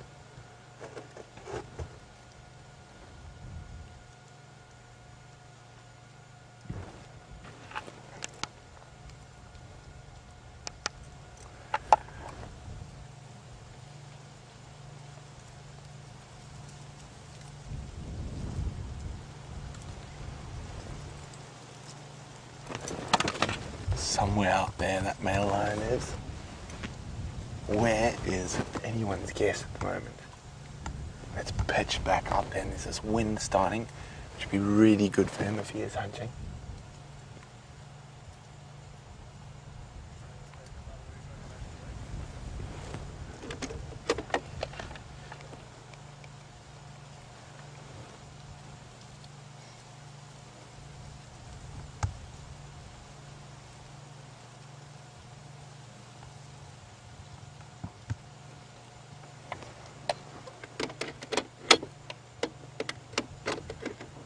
I wonder if he's confused us all and decided to, nah, he's not interested in the buffalo, he knows where a free meal is.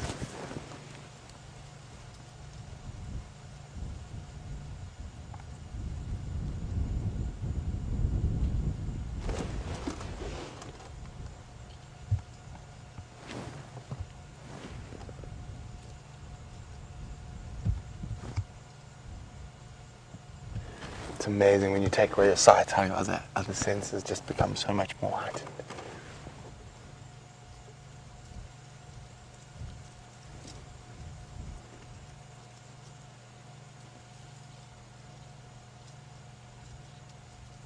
little rustle of a leaf.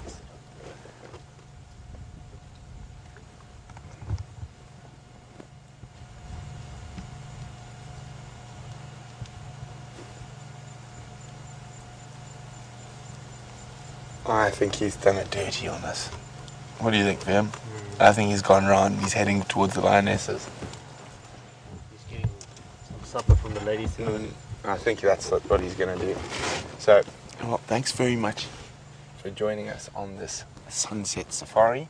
3 big cats, not too bad, although the cheetah sighting was at a bit of a distance.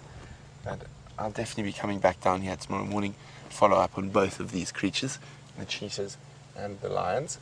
But from Vim and myself, it's been exciting. Vim and I always love finding big cats and love having you on the back, and thanks for all the questions.